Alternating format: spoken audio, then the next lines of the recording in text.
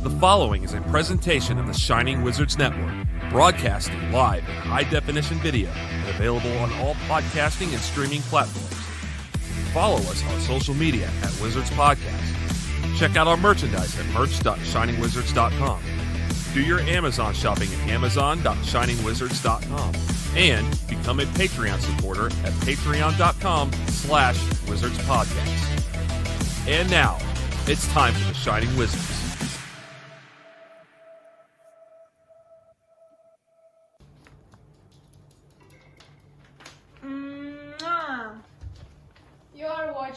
You're watching The Shining Wizards. The Shining Wizards Wrestling Podcast. Wrestling Podcast. Man.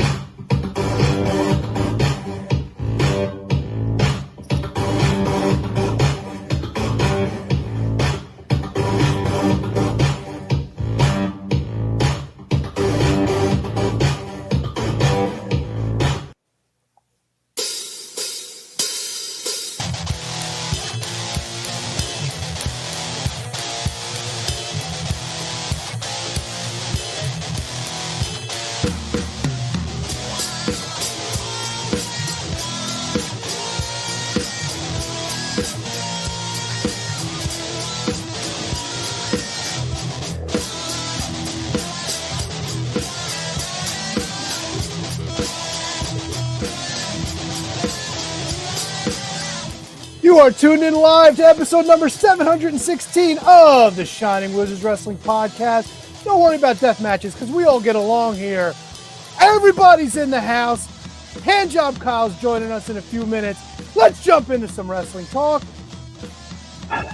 Talk about wrestling. Dr. Dunk. Double T. And some Kevin. Brundo. KJG. Here's what I want you to do, X. Uh-oh. I want you to stick it up your fucking ass, you motherfucking cocksuckers. I don't think they heard us on I don't Twitter. give a fuck. Someone can clip this and put it on fucking YouTube and fucking send it to Elon Musk and every other fucking dullard that works at that shitty fucking company that we can't get a fucking answer for. We're not live on Twitter, Tony. What the fuck? I thought we went through. Like, I was like all happy. I was doing a happy dance. We didn't go through because Twitter is a motherfucking cocksucker. And maybe that's why we can't get on Twitter. I'm fucking sick and tired of this shit. We paid for a fucking blue check mark to go fucking live on Twitter. Twitter can fuck itself. Streamyard is next. Streamyard can go fuck itself because they fucking jacked their fucking prices up. Fucking doubled it for next year. Guess what, you cocksuckers? You can send all the emails you want about me updating my payment information. It's not fucking happening. You fucking criminals, you thieves, you thieving motherfuckers. I'm fucking pissed. And I can't send another fucking email. We got 2 emails in the last 2 weeks that said this fucking problem was fixed. Tony tested it last week and we worked. I went fucking live the other morning looking like I just rolled out of the fucking grave and it worked. And now it doesn't fucking work. And you can't get a fucking human being to tell you why it doesn't fucking work. You got to send a fucking email to their fucking support and then it takes them 4 weeks to fucking respond. I'm fucking pissed. I really thought it was working. When we fucking cued the intro and you pressed the button, everything looked good. What happened? I don't work for X. No, but did it shit like after?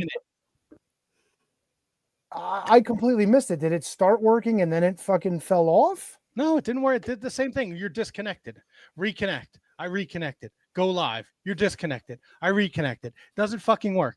Doesn't fucking work. We got duped by fucking Elon Musk and all his little fucking goofy drones over at X. We're on Blue Sky now at Wizards Podcast. Fucking Blue Sky dot whatever media, whatever the fucking link is. Fucking Twitter can eat a fucking shit. I'm fucking so aggravated. I don't know what our options are yet, but I wholeheartedly agree with Double T on this. Fuck X and double fuck StreamYard, bro. If it wasn't for the fact that I was like looking into things because a lot of our stuff comes up for renewal in December and I was going through some things and I was like, why the fuck is StreamYard doubling in price for our renewal? Like, it doesn't make any sense. And it's not cheap. StreamYard is not fucking cheap to use. Now I know we work together with the good people over at the Mark Order, so we kind of like split things up with them. Like we use the same, like, which is why like sometimes if I shut my camera, you'll see like fucking Ryan Schlong's face for whatever reason. I don't know if that gets him off when he's watching the show, but seriously, like double the fucking price. So like it's like literally like one show is paying like the full amount what we're paying right now times 2. So it's like, what the fuck is the point? Even their cheaper plan is more expensive than the plan we have now, with less options. Are they fucking hemorrhaging money at StreamYard? It seems like every fucking podcast uses it. It's got to be a better way, boys. And we spent a ton of money to fucking X. And we ain't getting shit for it. No, I can write a post more than 280 characters. Well, whoop de fucking do. And I bet you'll get people's birthdays right when you send posts about them. I was not expecting. I didn't plan to start the show like this. I know that we're coming in hot. No, you need it, bro. We need you. We got to vent, bro. We got to vent. It's the only way we're gonna keep our sanity at this point. So and like Kate, bless her soul, like because Fightful uses StreamYard, like. When we first thought it was a StreamYard issue, she put us in contact with someone from StreamYard. They fucking ignored me too. All these fucking companies. What are we doing, people? Why are we using these companies where people don't fucking get back to you? Yeah, it's really fucking. We pay fucking almost fucking $500 a year for StreamYard, and that's split between the Wizards and Mark Order. Now they want to go up to fucking $800. Are you fucking out of your balls? And the Mark Order people, they only use it to use YouTube. Yeah. I don't know, man. It's incredibly frustrating now. Like I'm fucking aggravated. I don't know. Like I said, I don't know what our options are, but I mean, I've still got OBS. I'll go fucking old school. I don't give a shit. We rarely had problems with OBS, and we were able to use Skype with OBS. I feel like I had OBS last week. How's your asshole, by the way? Everything's good? Like everything's back to normal? Yeah, everything's good. Look, it wasn't. I probably maybe went to the bathroom like 2 times after we wrapped up last week. Well, you went about 7 times before we did. Yeah. Did you time? No, I didn't actually know you guys were timing until I the other day when I cut the beef interview. Huge shout out to last week's guest Beef, because that interview got picked up all over the place. It did. Signing with Ring of Honor, working with Gangrel, like just great stuff. You cut the beef quite a bit last week, didn't you? Yeah, so I didn't really get to my laptop till like Friday morning. Maybe I did the video, and I get up and I run away, and then Hansel Kevin fucking 12 minutes, 57 seconds, and I was like, these motherfuckers are timing me. Just to HK Brundo and KJG, he never did wash it, did he? No. Fucking A, dude. Take your fucking windsock off and just wash the fucking thing. Fucking hairier than your chin, dude. Oh, it's just that fur. Yeah, but still wash it up, bro. You don't have to wash it now. I mean, you can wait until next week. No, I guarantee he was just changing it with one of 8,000 that he He's had. gonna turn it inside out.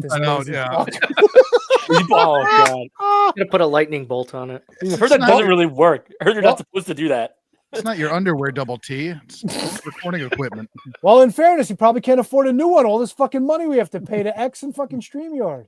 Yeah, and my surgery, forget about it. I can't afford anything now. I thought he was going to put one on over it and double bag it. I'm like, oh. No, all the God damn it. All the recording equipment's in the basement. I'm not going down there. Why? It's creepy. Down where? No. Do you get scared going down the basement? No. Like never? Like not even like, you hear a weird creak or something like that? Think maybe something got in? There's running water in your basement? Not that kind of creak, you fucking Nimrod. Hey! Someone say Greek! Tune in the Patreon. Holy shit! Yes, $3, people. If you're not subscribed, you are fucking missing out. No, my basement doesn't creep me out. Okay, sorry. Don't be sorry. It was a great question. So Tony said it before. We got a huge fun show tonight. We got HJC joining us. We're a week away from our 13th anniversary show. Fuck yeah. Fuck yeah. We're going to play fun and games all next week. So games, surprises, chicanery. Prizes. Yeah, I don't know. I've made no surprises. Oh, really? Until we said we weren't doing anything. Well, we're playing games. Yeah, I figured maybe you'd surprise us with a new nifty game that you came up with. Oh. Nothing? I mean, we got a week. Yeah. Like Cool in the Gang said, get down on it.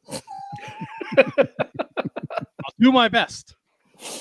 No, I'm working on some shit. I don't know who else is working on shit, but I got some stuff in the hopper. Oh boy. I will let Brundo go last though, because this fucker will rip through the entire game by himself. Any independent happenings this past week that anybody went to or saw or watched or anything? I watched the NGI. How was it? I heard some woman won it. What I can't remember. Oh, Sawyer Wreck. It was fine. Is she retired now or what? Yeah. That was her last. That was her last match. She's done. But somebody beat her up. Atticus Koger. So she's not going to come back and avenge this fucker? Nah, she's done. Oh. She's off to bang Manders. So good for her. Now, Tony, I know at Beyond Wrestling, someone returned to challenge Drew Gulak. Drew Gulak's and Beyond? Yeah. Oh, no shit. Yeah, he did a real tasteless storyline where he beat up a woman because she accused him of grabbing his drawstrings or something. That was Masha, I believe. Yeah. But somebody showed up and now is going to feud with Drew Gulak. Oh, shit. It's not Ronda Rousey, is it? It's not Ronda Rousey. Motherfucking Nick Gage. Yeah. Nick Gage is going to Beyond to fight with Drew Gulak. Yeah. The fucking world is going to end, dude. He's been at a bunch of Beyond shows before. Yeah, I'm kind of here for that. Yeah. Where's Death King, motherfucker? You know what? That's a callback from CZW because when he went to jail, Drew used to fuck with them all the time. Like the show after he went to jail, Drew came out to his music. He pissed off all the fans.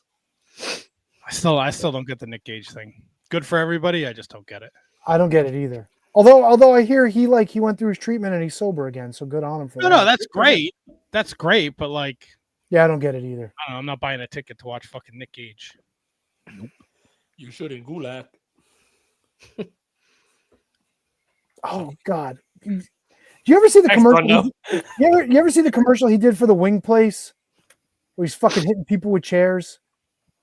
Oh my God, yeah. Fuck, I can't remember the name of the wing place. It's a fucking shit. What? Cluck You. Yes, yeah. That's it's in Central Jersey, right? Oh, they're all over the place. They're all over the place. Yeah, there's one right by Where he's Seton fucking Hall. beating people with chairs going in motherfucking wings. They're fucking gross. What? Cluck You? Cluck You's gross. Yeah, Cluck You's pretty bad. Dude, when I was at Seton Hall, that was when they first opened up. We went there all the fucking time, dude. All the time. Right on South Orange Ave, baby. Fuck yeah, right across the street from the school. Ugh. Good shit, man. You get yourself a fucking a classic sandwich or a fucking little Roman sandwich. Get yourself some wings. It's good times. It's college food, man. I mean, it ain't B-dubs, but it's right there. I get it. You're not wrong. It's just. I mean, I'm not taking my wife there as a fine dining establishment, but if I'm living on campus, grab myself some fucking wings. Speaking of grabbing things. Oh. There's our guy here. He's always here, bro. I wasn't ready. Howdy, neighbors. How we doing? That's bullshit, Kyle. You're always ready. You know this. Those fists get on the screen faster every week. I'm impressed. Right? You guys are like Easier to professionals. slide them on in every week.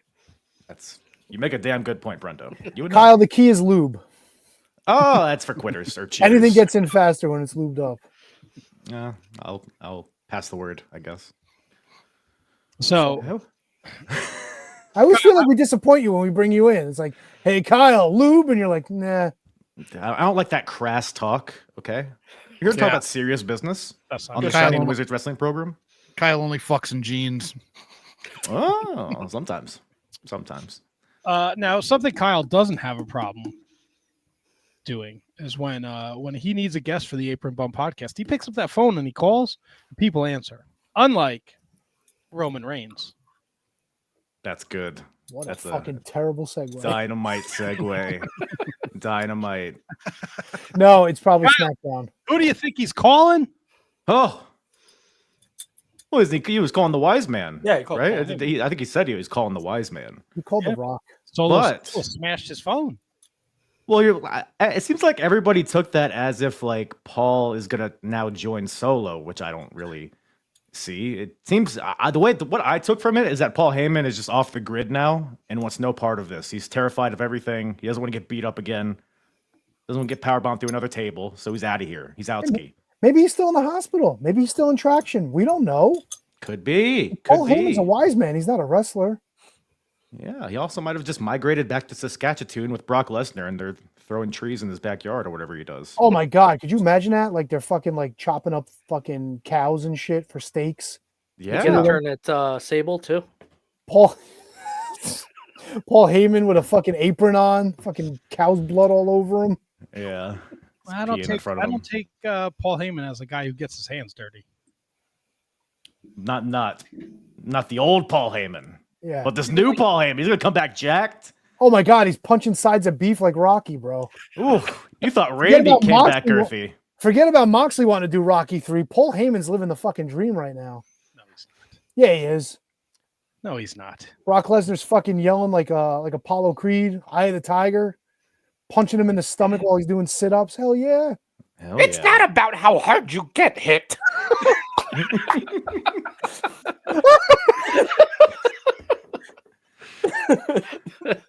Man, it scared me a little bit. So we have Rock, we have the Usos, we have Sammy. Usos, yes. On the other side, Wait, we you have said we have Rock. What? There's no Rock. You said we have Rock, we have the Usos. Did I say Rock? Roman, sorry. Okay. You're getting ahead of yourself, pal. We're only in the fourth inning of this. Rock's not till later. Right. And then on the other side, we have the Tongans, Solo, and Jacob Fatu. And then fucking Miko Maestro was on SmackDown, part of this too. Let's not forget that. Huge part of it. Out of all the independent wrestlers they could have picked, fucking Miko fucking Maestro. They know where the money is. Yeah, dude, come on. Money's in that jawline. I'm surprised he hasn't tried to weasel his way into the anniversary show next week yet. Yeah, guys, I bring you Moscow pizza. Also, I'm surprised he didn't like show up with like some kind of like Ludwig Borga like armband, like sneaking out there. Hey, it's Tony Hall. Yeah. Maybe next week. Are you surprised with the fifth member of the Bloodline? If they're because they made it sound like it was official. Yeah, I mean, I did not expect it at all. I didn't think Seth Rollins and Bronson Reed would get involved within this story. I thought it'd be its own separate thing. I don't hate it though. I like the spotlight on Bronson, and I mean, like, who else? Who else is we going to bring in? Stupid Hikuleo or something to be the fifth guy? Like, I don't know, but I don't know. Assuming Seth is on the other side, I don't know how I feel about that. But I think the dynamic between Roman and Seth could be interesting. You know, can they get along? Type of thing. But I don't hate it. I don't think it's the end of this. I had been assuming that this would be the culmination of the whole thing, but I don't think it is as time goes on. Honestly, I think the move is genius by Solo to get Bronson in there because Rollins told him to go fuck himself a week earlier. He's like, I'll never join a Roman Reigns wannabe. So you bring in this fucking monster who you know has shit going on with Seth Rollins, and you get Seth to weasel himself in, and now you know he doesn't get along with Roman. So now you've got like not only one up, but maybe you've got two up on him because they're not going to get along. What does it add to the Bloodline story though? I mean, like, I think exactly. I think that they were doing good with Rollins and Bronson. I think they were doing good with the Bloodline. What does adding these two into the Bloodline story do for that story? It doesn't really do anything for either story. Not yet. I mean, it kind of does because there's history between Seth Rollins and Roman Reigns. You know, Seth Rollins sacrificed himself at WrestleMania. But that'd be one thing if they were opponents. Why would he what reason does he have to join his team? What pisses me off about this is the fact that it has to be 5-on-5. Like, come on. I mean, there's no reason on this planet why this match has to be 5-on-5. I agree with you on that, but I think Rollins has to be part of it now because Solo, like I said, was spurned by Rollins, and so he brought in Rollins' nemesis. It's gonna be Punk. And he's a fucking monster, too. Bronson Reed fits right in with them. He's a big fucking monster. I think he's Samoan, too, isn't he? Yeah. He's half Samoan. Might as well just be a part of it. Everybody else is. Yeah, but it just makes no sense just for the sake of having it. I mean, I guess if they insist on making it 5-on-5, I guess you could pick a lot worse things to do or a lot worse ways to go. But like, just makes no sense. I do like what Tony said though about how Solo. This is all like a chess move on his part. How Seth being a part of Roman's team would like destroy it from within, kind of thing. So from that element, I don't hate it. Plus the fact that the new bloodline isn't necessarily threatening. So they needed the OG bloodline needed something to kind of overcome, and I think Seth being a part of the team adds that element. Does it need it? No, but I think there's worse ways they could have gone. I don't mind how they got there, I guess. So Kyle, let me ask you this though. So I think I tend to agree with you that the new bloodline isn't really much of a threat, but you've got Sikoa getting a pin on Roman. Right. You've got one of the Usos talking shit to Solo saying like, why do you think we avoided these guys? These guys were trouble. Why do you think we didn't bring in Jacob? Why do you think we didn't bring in Tama and Tonga? You know what I'm saying? So they're bit by bit putting them over. And I think they're doing well trying to get them to that level. But I think I agree with you where like they're not really at that level yet. You know? They're a force in their own right, but in comparison to a Roman, Usos, Sammy crew, I don't think they hold a candle to them. You know why? Just optically. Because they don't let these guys cut promos. I mean, Solo has some mic time, but yeah, I think I'm talking about the two guys that people. When we say that they're not threatening, everyone knows we're talking about Tama Tonga and Tonga Loa.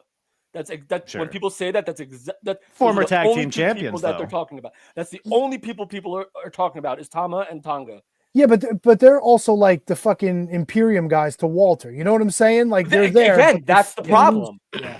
That's the issue. Whereas each guy on this new bloodline on the OG bloodline has a personality, has promo time, has single success. Where these guys are just there, and you can't let them speak ever. Yeah, and to topple on that, everybody in the original bloodline has had years of being able to be on the microphone, to establish themselves, to fucking create their own stories, and it's just not there with the new.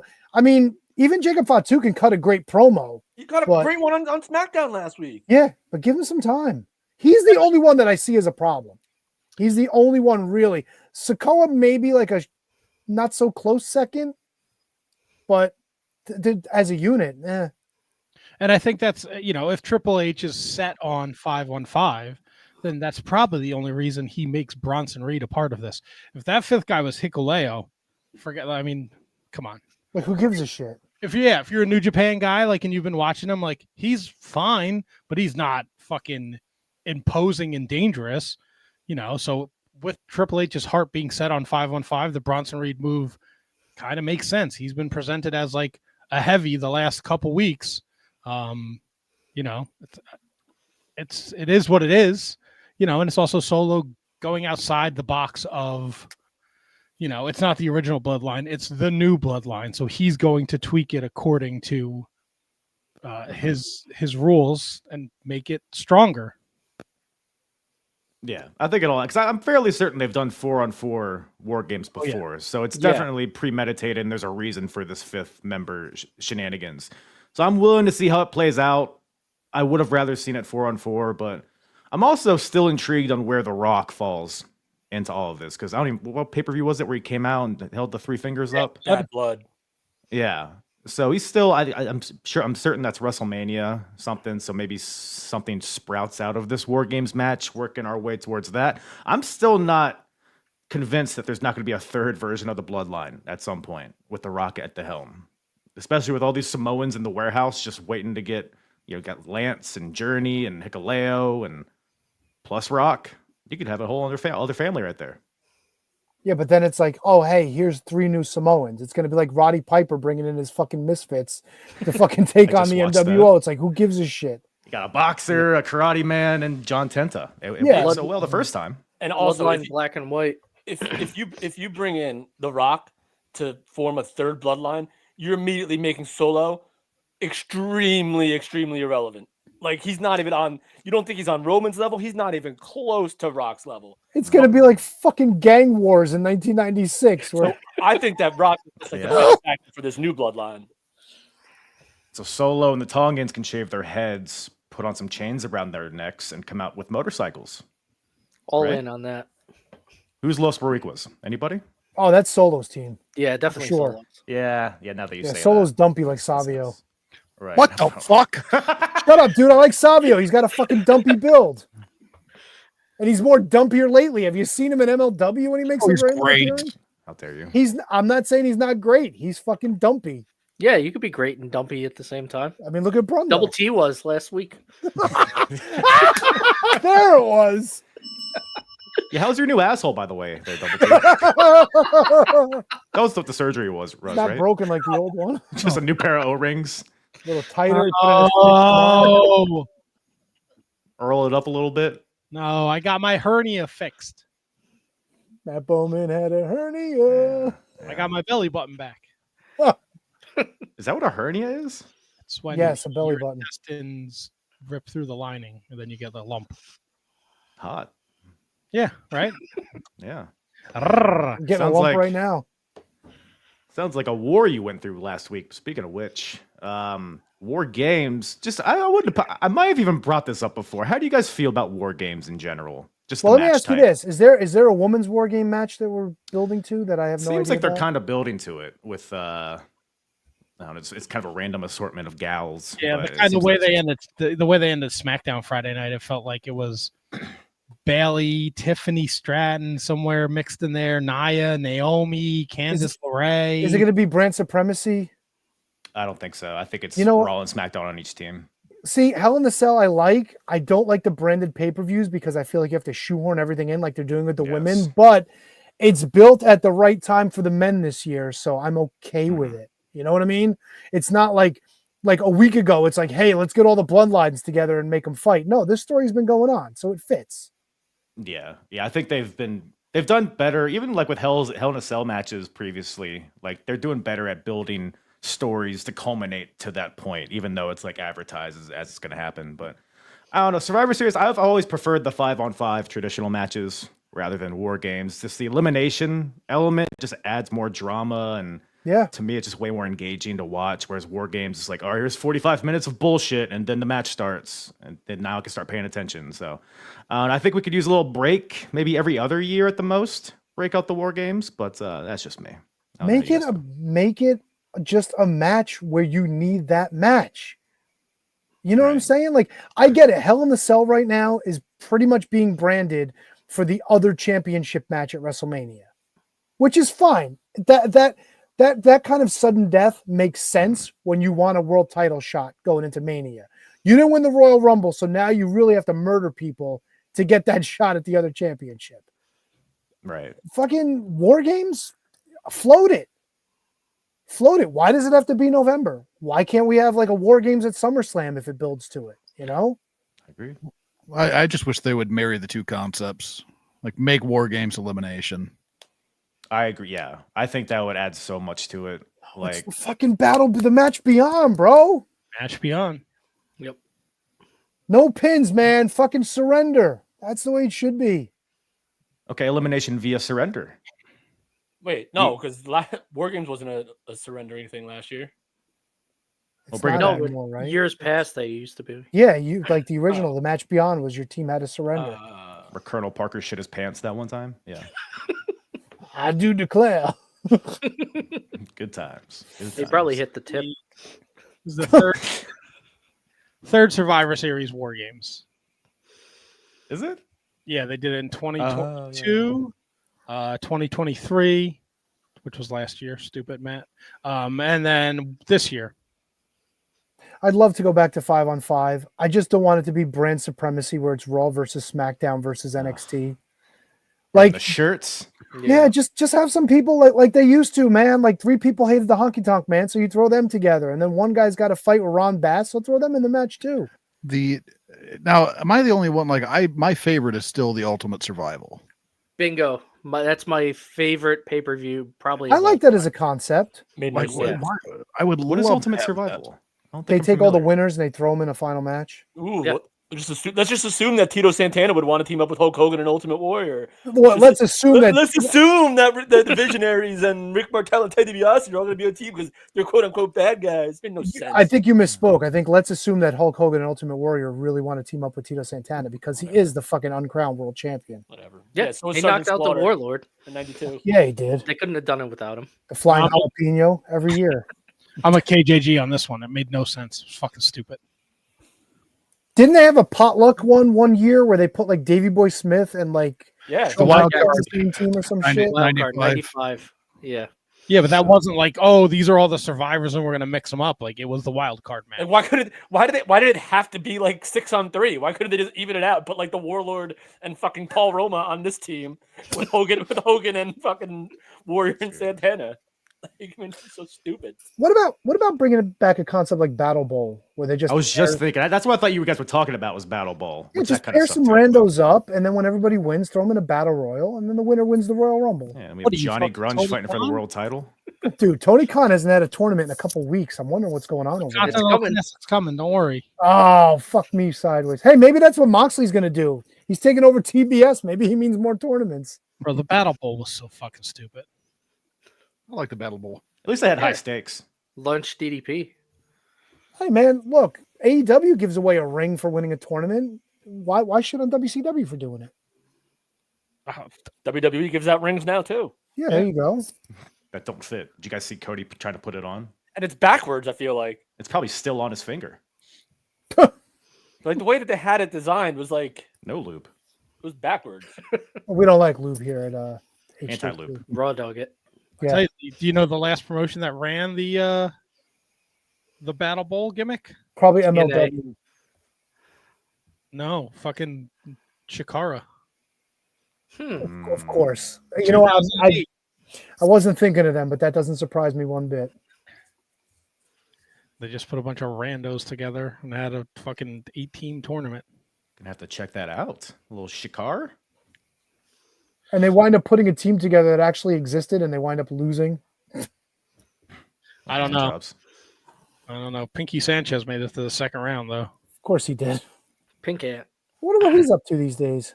Your guess is as good as mine. He's not For the sleeping on your anniversary. couch. Yeah. He's No. not sleeping on your. No, I was very young, naive, excited about the wrestling podcast, try and do whatever I can to help people. Wait, who slept on your couch? Nobody, thankfully. My wife would have fucking divorced me. She came home and that fucking degenerate drug addict was sleeping on my fucking couch. Allegedly, bro. Oh man, those early wizards have some shady characters, huh? Oh my god, you have no fucking idea. I think Are there was those a in the former archives? wizard who wanted Marty Jannetty to hang out at my house, and I'm like, no, thank you. It's easy when it's not his house. Well, and it was also pre-fucking his daughter, or allegedly, that he put out on Twitter. Did murder somebody by that point. Oh yeah, that was the. Allegedly. No, according to him, he did it. And that's why he's never been a world champion. That's why. Yeah, they never murder people, those world champions. Nope. God damn it. Kyle, what do you got coming up on the Apron Bump? Oh, it's actually a great segue. In a couple of weeks, I got Royal Rumble 04 leading up to WrestleMania 20, where no murderers win anything, and Yeah, but didn't everything's he fun. win like a battle royal on SmackDown? Or no? That was Eddie. Eddie, yes. So all the alive people we're covering, yes. But no, next in 2 days, Wednesday, got a little WCW Uncensored, 1997. Oh shit. Pretty good show. Got a little Mortis Glacier, a little triple tag team main event. Piper's team, not John Tenta, unfortunately. So Alcatraz. What is Mongo? Yeah. Jeff Jarrett, and Benoit, right? Correct. The Horsemen. But that was Team Piper. Yes, Piper and the Horsemen. How are they going to get along? You know how that goes. Team WCW. It was 4 guys, but somebody maybe gets attacked backstage. Oh, where are they? How are they going to overcome this? Dennis Rodman's here. It's really weird, but it was fun. Fun times. Classic WCW. So if you want to check that out, the Apron Bump Podcast. Check it out wherever you listen to podcasts on YouTube. At Apron Bump on all the socials, apronbump.com, OnlyFans, all that stuff. Glory hole down the street. You know where to find me. Now, I think you should take this second before you log off, Kyle. I just went on your social media at Apron Bump. You don't understand what Costco people are. I mean, 4 of the 5 wizards are from New Jersey, and we're very knowledgeable. I understand Costco. I also have Costco. I don't know the Costco, the Big Boom cocksucker. What's his name?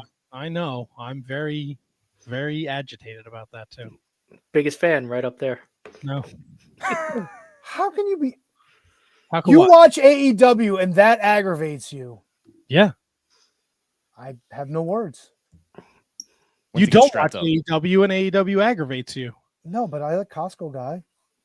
You Hope he beats the ever-loving shit out of QT Marshall. Put him in the Continental Classic. Did he retire or something? I hope the 2 of you choke on a fucking chicken roll at fucking Costco's. No chicken rolls, bro. Hot dogs. Always the hot dogs.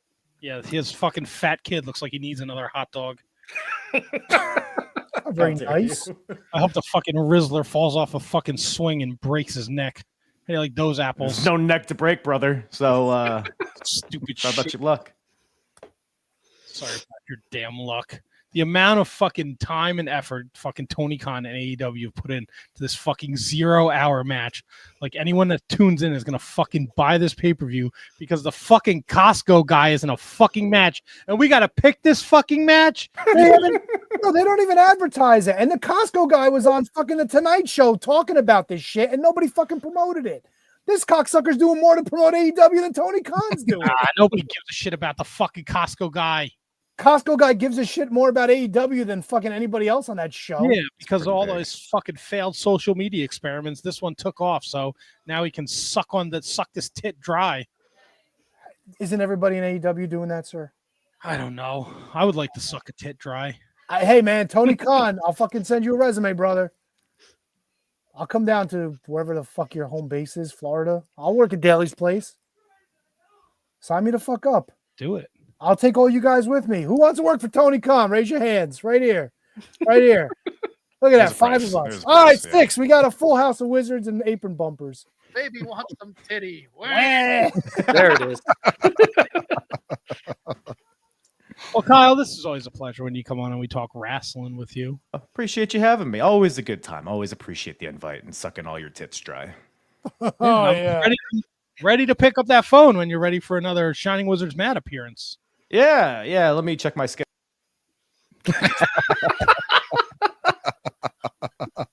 Fucking got you, bro. Trying to help a brother out. Just trying to help a brother out. Let me ask you guys this in the WWE world. We're going back. The tag team division is smoking hot right now. The Motor City Machine Gun Street Profits had a great match. Triple H is running the show now. Are we gonna go back to Ciampa and Gargano because they're teasing the split? Does it work on the main roster, or is the bloom already off the rose because they've been there for so long and nobody really gives a shit? I thought Ciampa beat the fuck out of him and everybody else. He kind of fucking pushed him down and was like, "This was not my plan. This was your plan." And then Johnny was like, "I gotta chase after him." Yeah, I think what we're getting here is that SmackDown needs another heel tag team. I think he convinces Gargano, and we get the old. I think they stay a team now, and Gargano and Ciampa are working heels. Smack easy. Can't Ciampa? Can't he just do his own thing? He sucked on the main roster by himself. Yeah, but that was under the old fucking regime. Yeah, he was with the Miz too. That didn't help. Wasn't he the one that was holding the belt saying Goldie? He wanted his Goldie. That was in NXT. NXT, yeah. Fucking bring that back. He's looking for more Goldie. I'd fucking be down for some Ciampa LA Knight fucking feud. Nah, LA Knight's tied up right now. I know. Collarbone's back. Oh,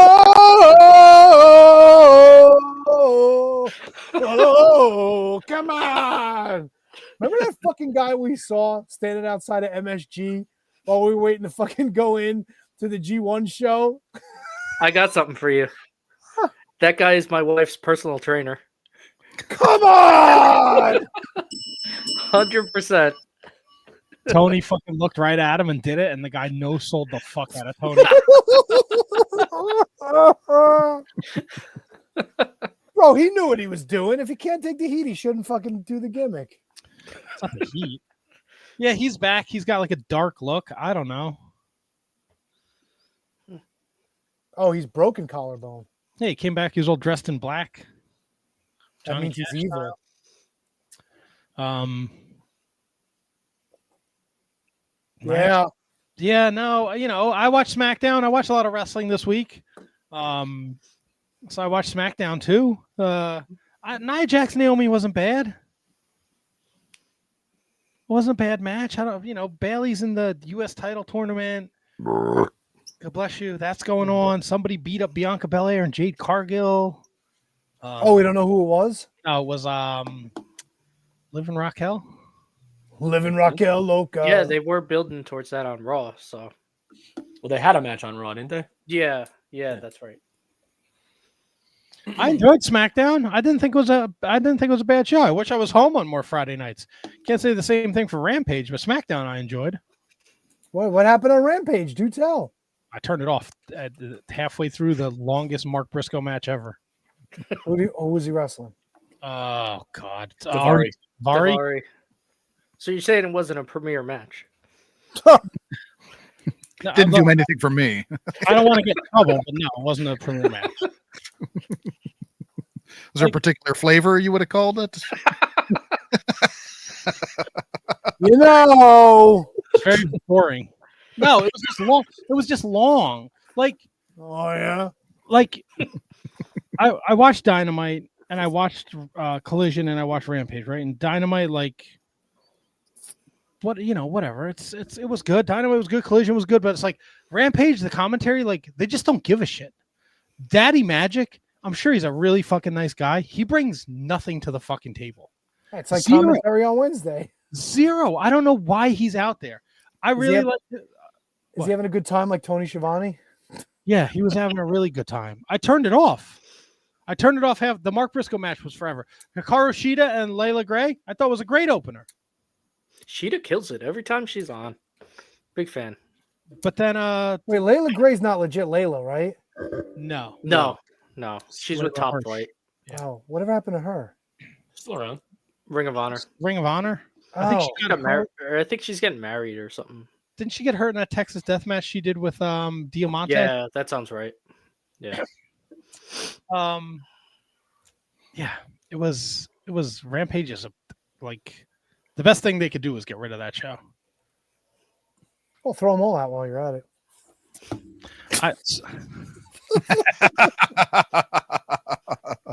We're gonna go down this. Why do we have to do this every week? Look, hey man, as long as they stay around long enough for me to see the fucking Costco guy wrestle. But here's what I saw your tweet. So Tony jumped on Twitter the other day, which is not something Tony typically does, which is fine. We all have access to the Twitter. You can tweet whatever you want. Paying enough for it. Of course, I'm gonna tweet. Right. We're not fucking getting any fucking use out of it, you fucking cocksuckers. And then I gotta find it here. Here we go. So Tony tweets, Eric Bischoff is absolutely right. I don't understand this AEW takeover and reset, but it's not making me want to watch any of it. Not intrigued and not following at all. Yeah, he was taking over. Moxley was supposed to be taking over TBS. What the fuck did he do? Did he go in the truck? Did he hijack the feed? Like, what did he do? No, he didn't do any of those things. He cut a promo. But beyond that, how is TBS promoting John Moxley's taking over TBS? That shit just happens. You don't fucking promote. Hey, tune in, everybody. Moxley's taking over. No, you don't Tune in. Here comes the NWO. Guess what? He didn't do shit. He fucking promo. That's it. That's it. What fucking takeover happened? Stop Dixie Cartering me, you asshole. God, I hate it. You can't advertise a takeover and then just cut a promo. Like, It's not a You don't advertise a takeover. You show up and you take the shit. Yeah, no, you're absolutely. Look, HK, 100% right. My problem with the tweet is that Tony doesn't fucking watch AEW. I don't have to watch it to understand and know what's going on.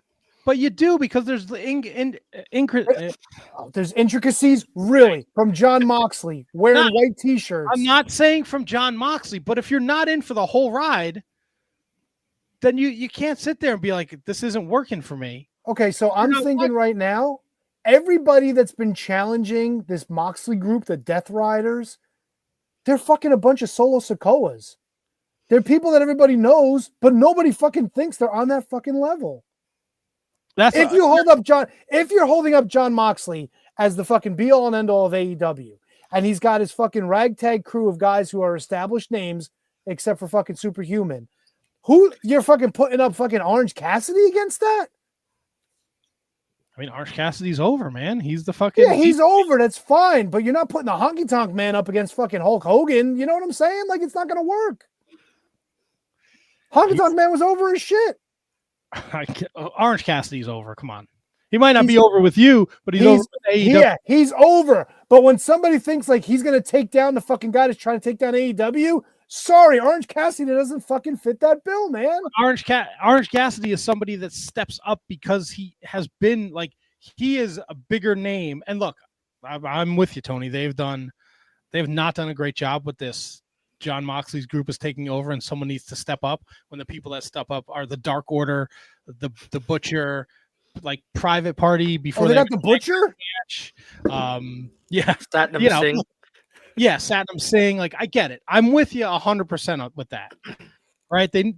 This whole like Death Rider NWO thing, like on paper, it's great, but then like he cuts a promo on Collision where it's like he doesn't hate AEW, he's just looking to change it, and I'm kind of like, I don't know what's going on here. He did an interview, and I forget who it was with. I think it was the New York Post, actually, where he's talking about, like, you know, he gave that quote in the locker room that he overheard where, you know, like, I'm at the bottom of the card, it doesn't matter, which I'm starting to think like he didn't fucking hear that to begin with because he was stuttering and stammering all over himself.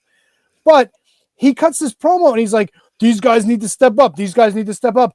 But in the meantime, like, your entire thing is like not bolstering these guys. You're trying to fucking destroy the company. Like, so like, where's the logic in there? Like, are you trying to help the company or you're trying to hurt the company? And that's the thing about the promo, because the promo he cut on Collision doesn't seem like he's out to destroy AEW. He's out to tear it down, to rebuild it in his image. Yeah, which means fuck all the guys that he's talking about should step up, right? If they're not stepping up for his cause, then yeah. Yeah. So we're all going to band behind Moxley now. Oh. The guy who fucking put a bag over Bryan Danielson's head. That's just the opposite. The guy who said he was going to go out and win the title, and fucking John Moxley said, you didn't do what you said you were going to do. He fucking won the world title. The fuck else you want him to do? Is it change? He's going to change AEW. And nobody kicks this woman that he has running around with him in the head yet. Like, now she's badass, dude. Oh, they just fucking hide from her now. I mean, she got into it on Dynamite when fucking Darby jumped out of the stands. But I mean, even Jeff Jarrett hit Chyna in the head. You know what I'm saying? Like, this is, you know, it is weird they haven't found like a female match for her.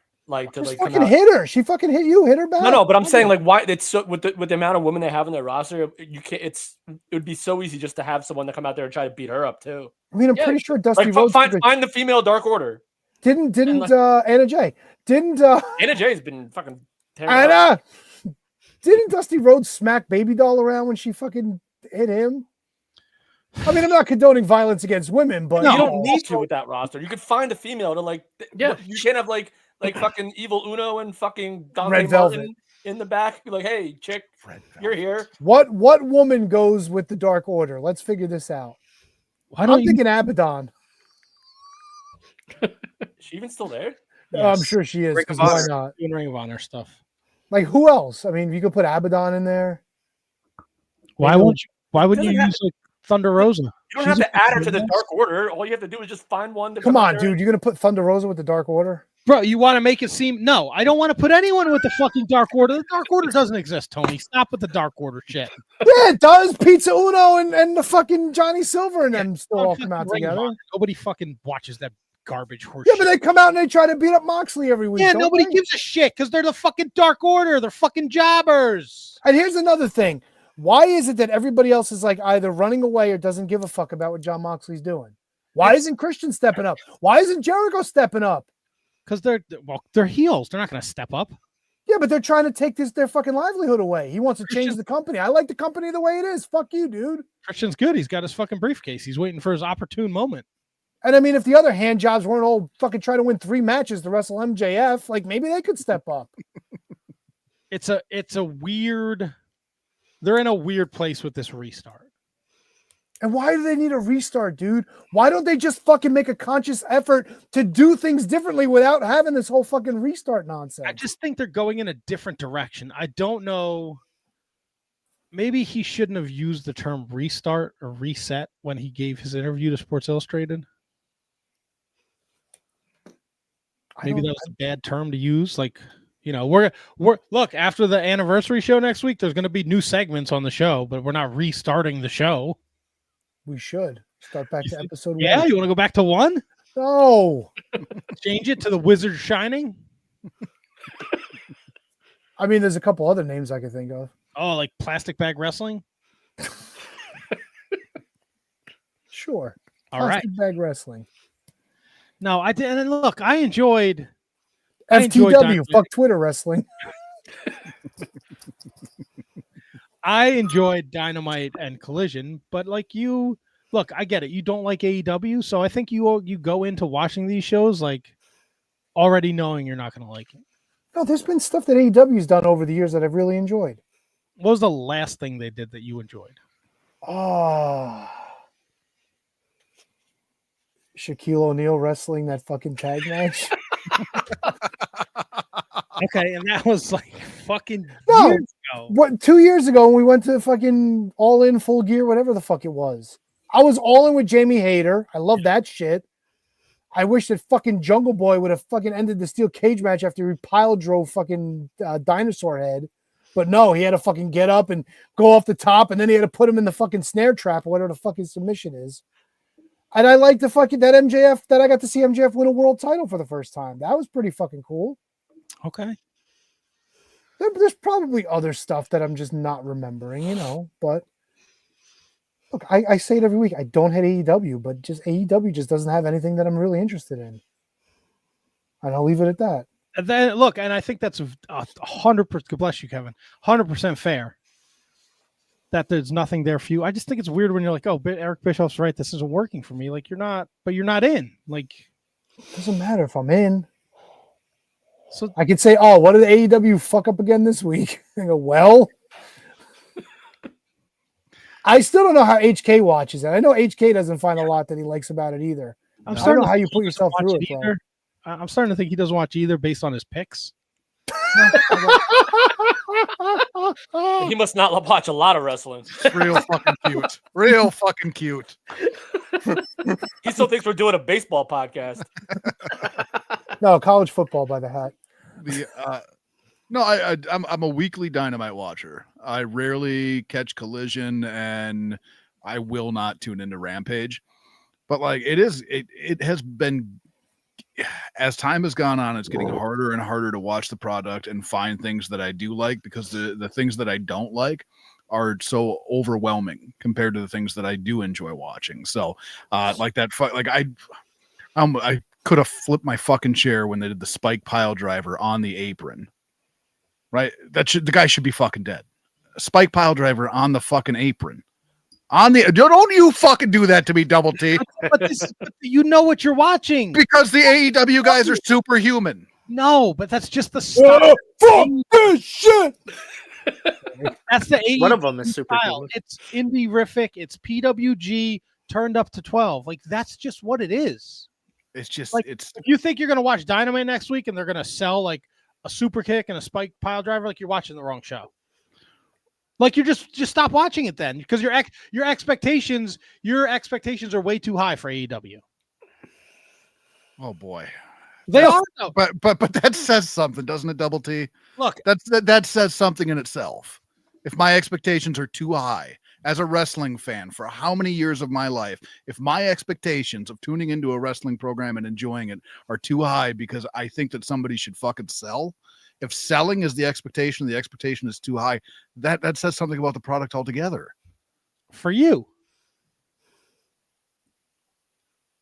Okay, for me. Right, for you. As opposed to the dwindling 500,000 that still tune in every week.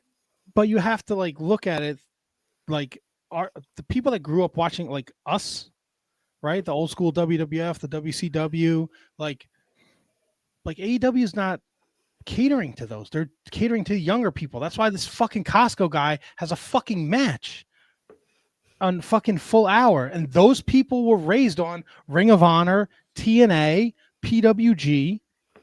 That's where they know the Young Bucks from and the Kenny Omegas from.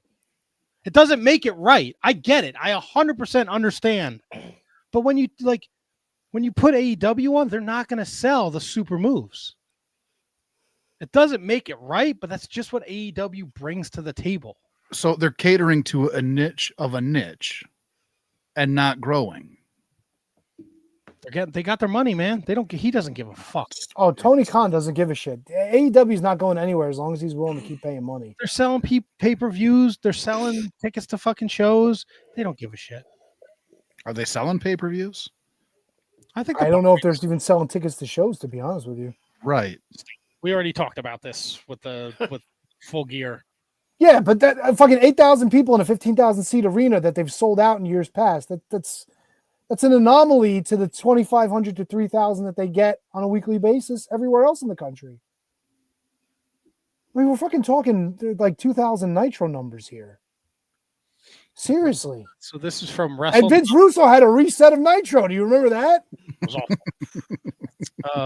The Millionaires Club, bro. Give me all the belts. I'm taking all the belts. You know, I agree with Just Incredible, PJ. I think Vince Russo should fucking take over fucking AEW Dynamite. Hey, Brian Knobs, you're what, like 50? Let's put you in the new blood. You trust that guy, Tony? I got a mask to sell you. Where do I send the money there, Brundlefly? You signed the book too? Yeah, sure. Whatever. I'll sign whatever you want. Oh. ITNWWE.com has the pay-per-view buys for AEW. So in 2024, they've sold 720,000 total pay-per-view buys. They average about 144,000 buys per show, and they're up the number of the beast, 6.66% from last year. Yes. From last year. 2023 was their worst year. They were down 10.5%. So cumulative, they'd still be down then. In the course of the whole gimmick? Yeah. Maybe. I'm not super good at math here, so they've also like they're up in 2024 because they went from 5 pay-per-views in 2022 to 8 in 2023, and they're going back to 8 in 2024. So wait, so they were up 6.6% from 2023? Yes. And how many buys are they averaging this year? 144,000 per pay-per-view. So if it's like 1,400 times 6, they're pulling in what, like an extra 8, maybe 9,000 buys for each pay-per-view? Yeah, that's about right. Give or take. This doesn't have this website ends it at All In 2024. So I don't have Double or Nothing or Wrestle Dream. Oh, so those could have shit the bed anyway. I mean, look, Revolution did 180, Dynasty was way down 122, Double or Nothing 133, Forbidden Door, the fucking bloom is off that rose 115, but All In was back up at 170. But it's weird. It just seems like they have that constant 100,000 that's just going to buy everything. Yeah, and who knows how that changes with the Max deal. You know, if that becomes a part like the WWE Network on Peacock where you don't have to buy it, it's just the price is worked into your subscription. Yeah. Something to think about. Yeah, look, I get it. I 100% get it. I get that the no selling drives you fucking crazy. But that's the fan base they're catering to. They want the fan base they're catering to didn't grow up with psychology in wrestling matches. It's wrestling is art. It's the Colt Cabana podcast. It's PWG. It's, we're going to go super duper strong style and not sell everything and make these crazy athletic matches that people just fucking get up off their seats for. You could even say it's like the TNA pay-per-views when it was, like guys that would kick out of finishers nonstop. Like I could think of a bunch of Kurt Angle, AJ Styles, where it was like 4 finishers before even somebody got a pin. Not saying it was bad, but taking it up another notch. And it's like, it's creating this vicious cycle where they're having these great matches, right, to this fan base, but nothing is resonating because they're all the same, right? The Will Ospreay Kyle Fletcher match will be pretty much in the same hemisphere as the Will Ospreay Ricochet match, right? It'll be crazy, it'll be athletic, it'll be great, but it's just there's no Randy Savage, Ricky Steamboat, Shawn Michaels, Undertaker 1, Shawn Michaels, Razor Ramon, Hogan Goldberg. There's no like shit that resonates with you. It's just kind of like, okay, do it again. Next. What's next? Every match has to be 5 stars. Every match has to be the best, and it just all fucking bleeds together, right? Like I have to do like a heart when we sit down to do the show. Like before I turn on my camera, I have to look at all the results from the last week and remind myself what I watched, because nothing from AEW sticks out. You could have told me the House of Black and FTR at a match 2 weeks ago, and I would have been like, yeah, it was fucking great. But it was last week, but it was just as good as the acclaimed LFI, but it's all the same. Yeah. I will say this though. You mentioned Kyle Fletcher. I think like they did a complete 180 with him. Like when I remember everyone was bitching about when Will Ospreay came in, and I think his first match was against Kyle Fletcher, and Kyle Fletcher was like used like an absolute joke, and everyone was like bitching about how did this guy give Will Ospreay so much fucking trouble? He loses every week, and now all of a sudden like he looks like more of a star to me than Ospreay does. And look, they've done a great job with Kyle Fletcher. I wish they would have mentioned that he was a former Ring of Honor TV champion when Will asked him about what championships he's held, because I feel like nobody gives a shit about the Ring of Honor championships. Come on. But I mean, it's take the opportunity to remind people that you have Ring of Honor. I mean, where's Okada? He's getting ready for the Continental Classic. Didn't he have a kid? I think. Oh yeah, that's right. Yeah, did he? Good for him. Yeah. He fucks. He named him Bitch. Does he ever? Like a fucking rabbit, bro. Yeah, for some reason I don't believe that. You don't think he fucks like a beast? Like a beast? Yeah. Are we talking a beast or like Mortos? No, nobody fucks like Beast Mortos. Come on.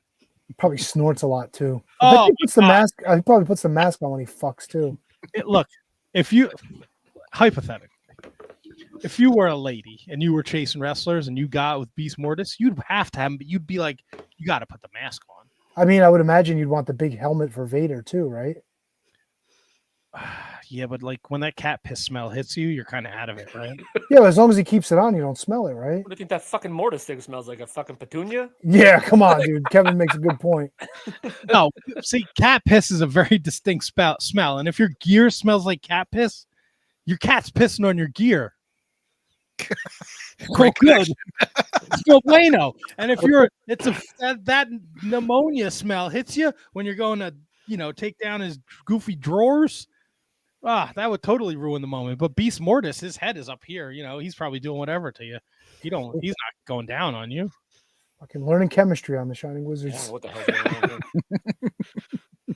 Right? Any masked superstar, you gotta make him do it to you with the mask on, right? No, I bet you Rey Mysterio washes his all the time, though. Well, he's got like 6,000 of them. Yeah. How about the Mantar mask? Ooh. That probably smells. I bet he bagged so many chicks with that stupid thing on his head. Do you remember going to the show and on a bus trip, and like fucking Mantar was supposed to be on the bus with us, Like he's fucking running late, and we're like, "Yo, how long can we fucking wait for Mantar?" and then he just comes rolling in. He's wearing like a fucking gangster suit. Oh, what? Bruiser Mastino? Yeah, fucking Mantar. Yeah. Fucking Mantar. Guy on the bus, fucking Minato, whatever the fucking Mantar, fucking Bruce, fucking Horace Hogan. Fucking Beast Taurus, Mantar, fuck. Holy shit. I love it. Love it. Rest in peace, Mantar. Oh, he gone? Oh, yeah, Mike Pollock? Oh, yeah. Oh, my bad, man. I mean, what? You're the one getting haunted, not me. Whoa. You're gonna wake up to a giant fucking mask at the end of your bed tonight. Sorry, I was late, Kevin. I'm gonna fucking take my covers off, and there's gonna be like fucking hooves and blood on my. Are you ready to fuck now? Take my mask. Hurry up, I have a bus to catch. The ghost of fucking Mantar. With big mask comes big responsibility, Kevin. Blow me. You're gonna suck itself. Blah. Left horn first. Oh God, we're having a fun time here on the Wizards. We got are we gonna talk Wrestling Observer Hall of Fame? Okay, we could do that. Yeah. We're gonna do that. Tony's gonna talk what's he got? His tweet of the week? Yeah, some tweets. Maybe we got a bunch of tweets of the week. And who knows what else? What other kinds of shenanigans we're gonna get into? Even shenanigans. Back after this. All right. Oh wait, no. We would like to thank each and every one of you for tuning in every week to listen to The Shining Wizards. Here are some other ways in which you can support the show. If you shop on Amazon, visit amazon.shiningwizards.com and shop the way you always do. You'll pay the same low prices, and a portion of your purchase will help support the show. If you'd like to buy a Shining Wizards t-shirt, visit merch.shiningwizards.com to visit our pro wrestling tee store, and select from over a dozen great designs. You can also become a Patreon supporter at patreon.shiningwizards.com, where we offer bonus content, producer credits, special legend shows where you participate in the show, and so much more. Continue to listen to us wherever you listen to podcasts and watch the show live on social media. Don't forget to like, rate, review, and subscribe. Your continued support helps us to keep bringing you the best in professional wrestling podcasting.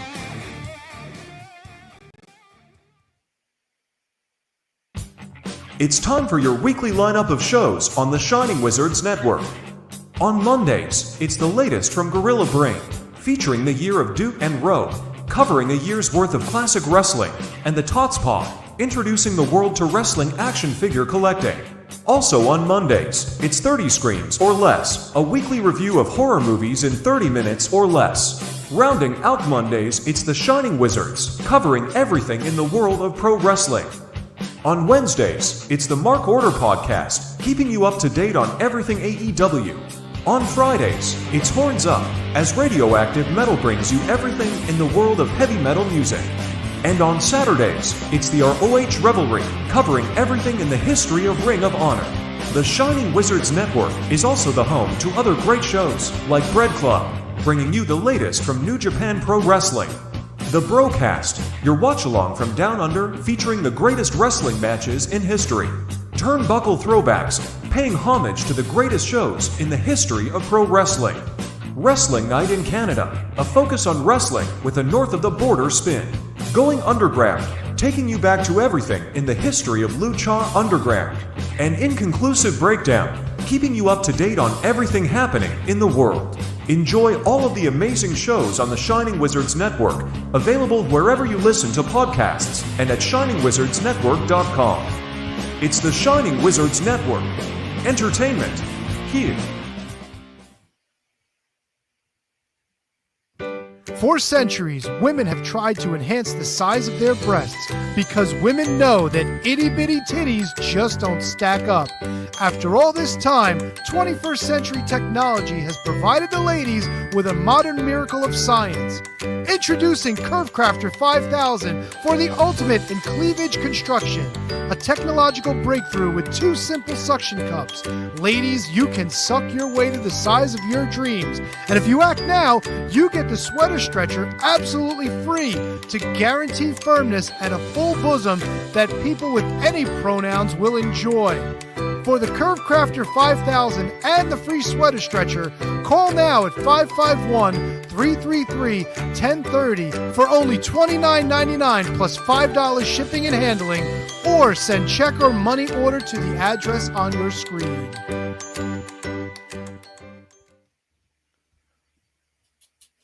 Hey, we're back, everybody. I do want to give a quick shout out to SJ, who was doing her blood plasma transfusion up there in Canada over the weekend, and she was wearing a Shining Wizards t-shirt. And in the waiting room, somebody complimented the t-shirt and said they listened to the show. And then that person later found us on Twitter and told us he didn't know we had a Twitter. But then he followed us, and he's been very interactive on Twitter, and he's very excited. So shout out to AEW fan Mikey Mike. Hopefully you're still listening after we just went on that AEW rant.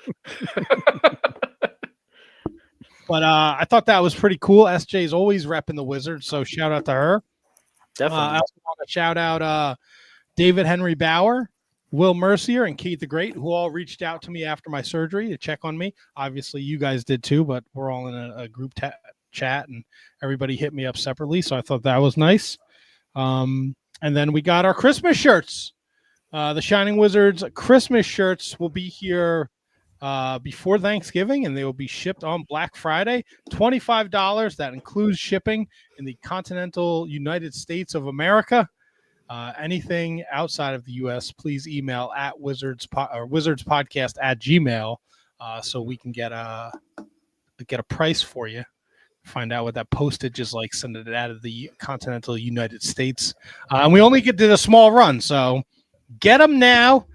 Tony's shipping them before December so you can have them for the holiday season.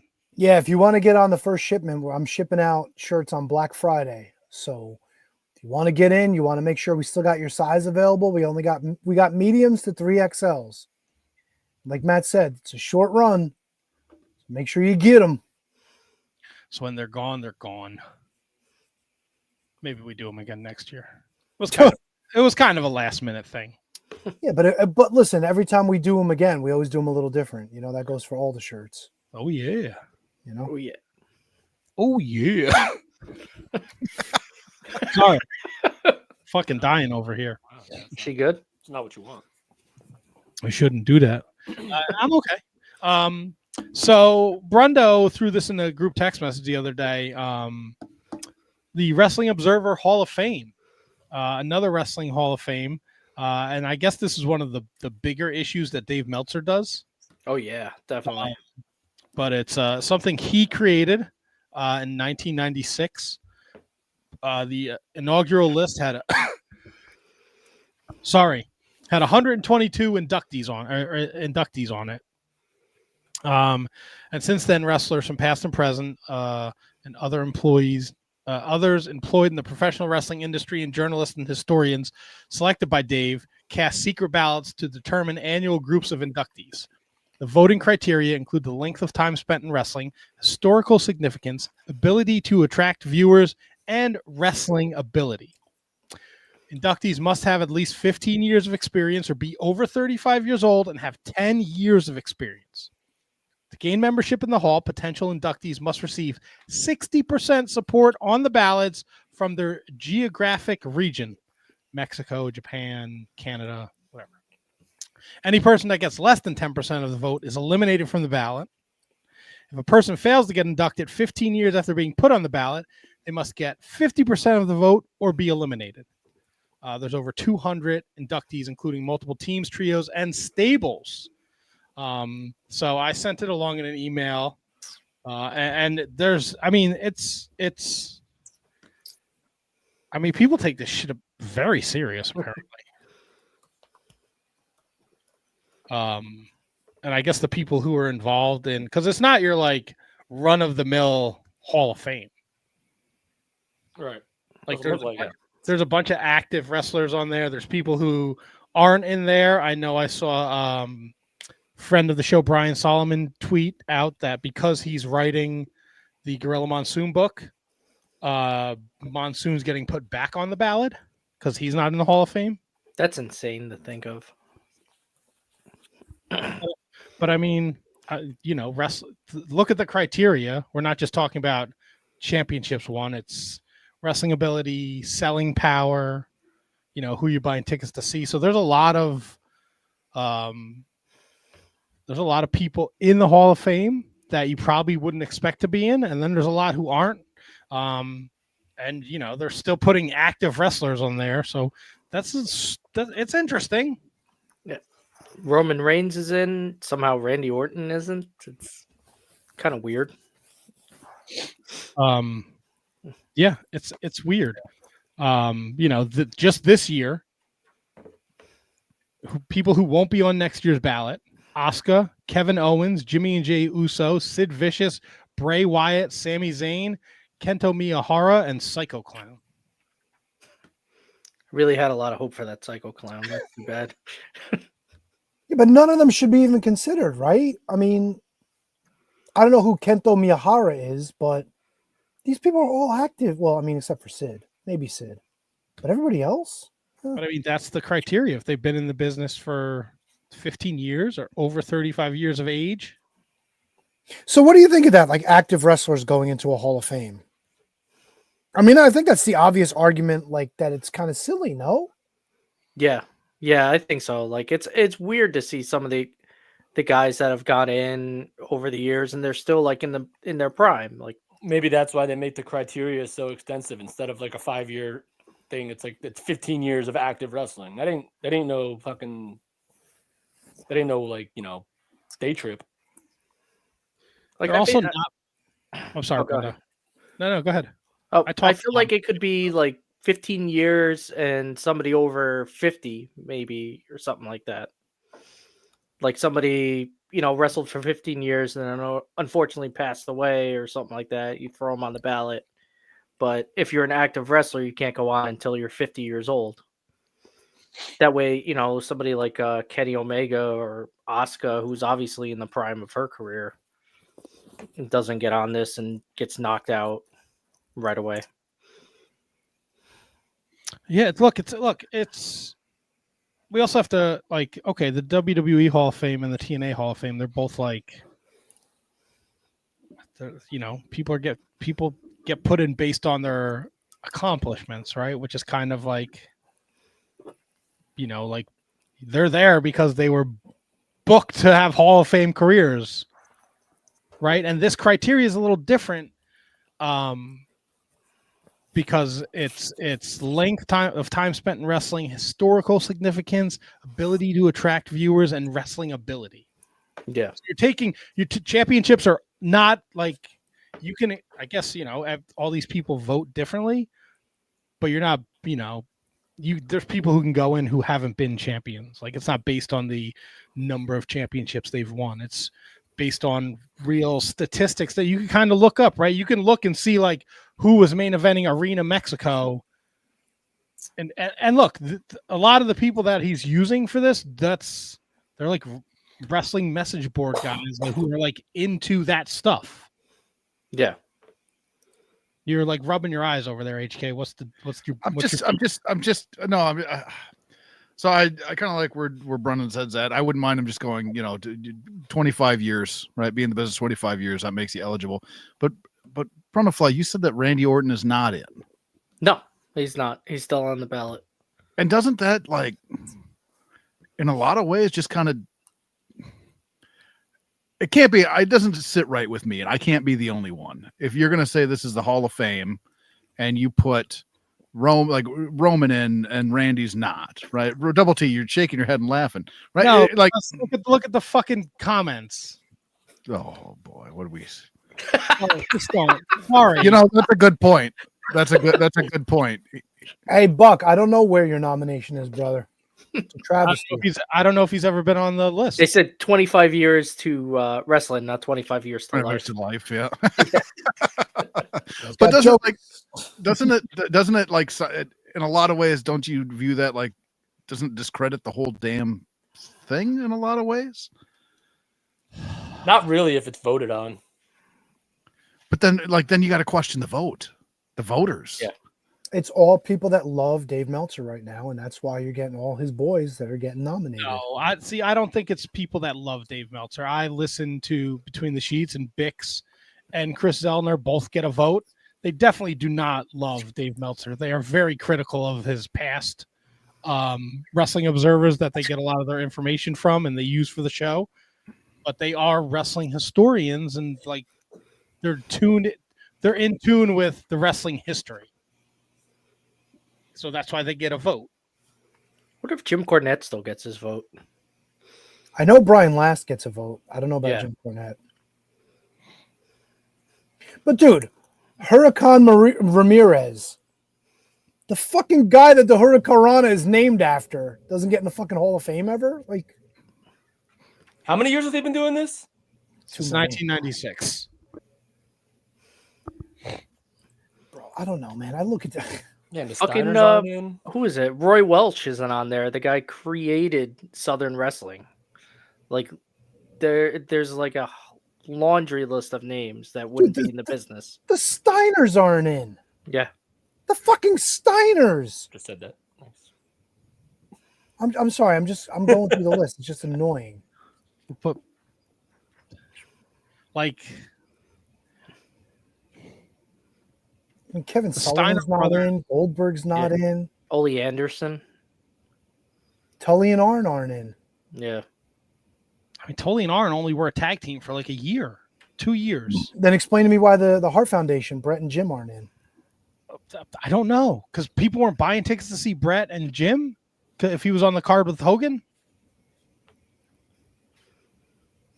JYD not in. I mean, yeah, boatloads of money. Tony Schiavone not in.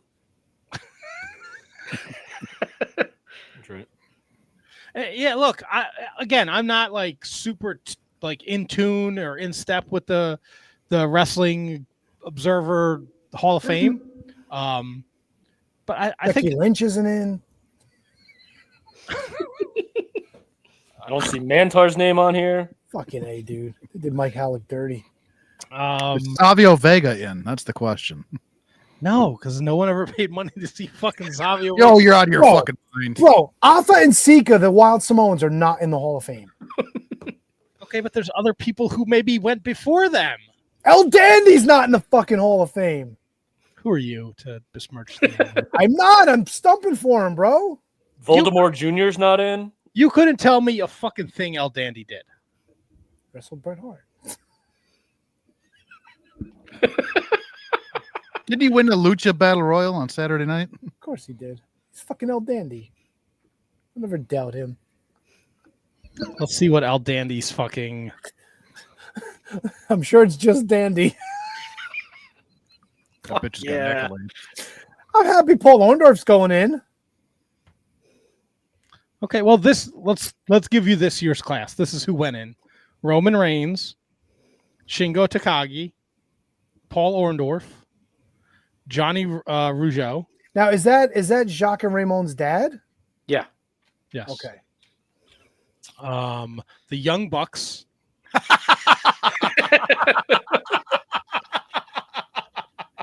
Yeah, these guys don't like Meltzer. What the fuck?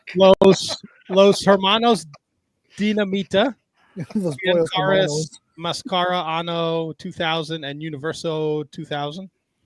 SEMA. Wait, Los Hermanos The Dynamite? Dynamite. And they're in Dave Meltzer's Hall of Fame?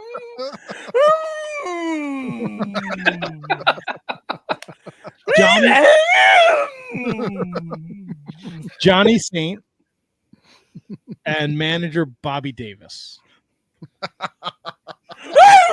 who apparently is somebody Bobby Heenan pattern his whole career after. Yeah, he was like one of the original managers, I believe.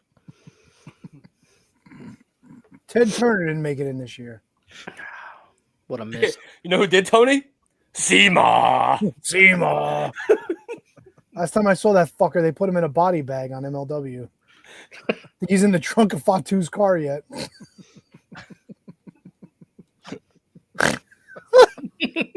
Los Pollos Hermanos is getting in the Hall of Fame. CM Their Punk. manager Gus Fring. CM Punk, no. Young Bucks, yeah. Put him in. I bet Sabisco's not in. CM Punk might be in the Hall of Fame, actually. No, he's not. He only got 52% of the votes this year. What a fucking horse shit. Fucking Hall of Fame. Oh, yeah, there he is.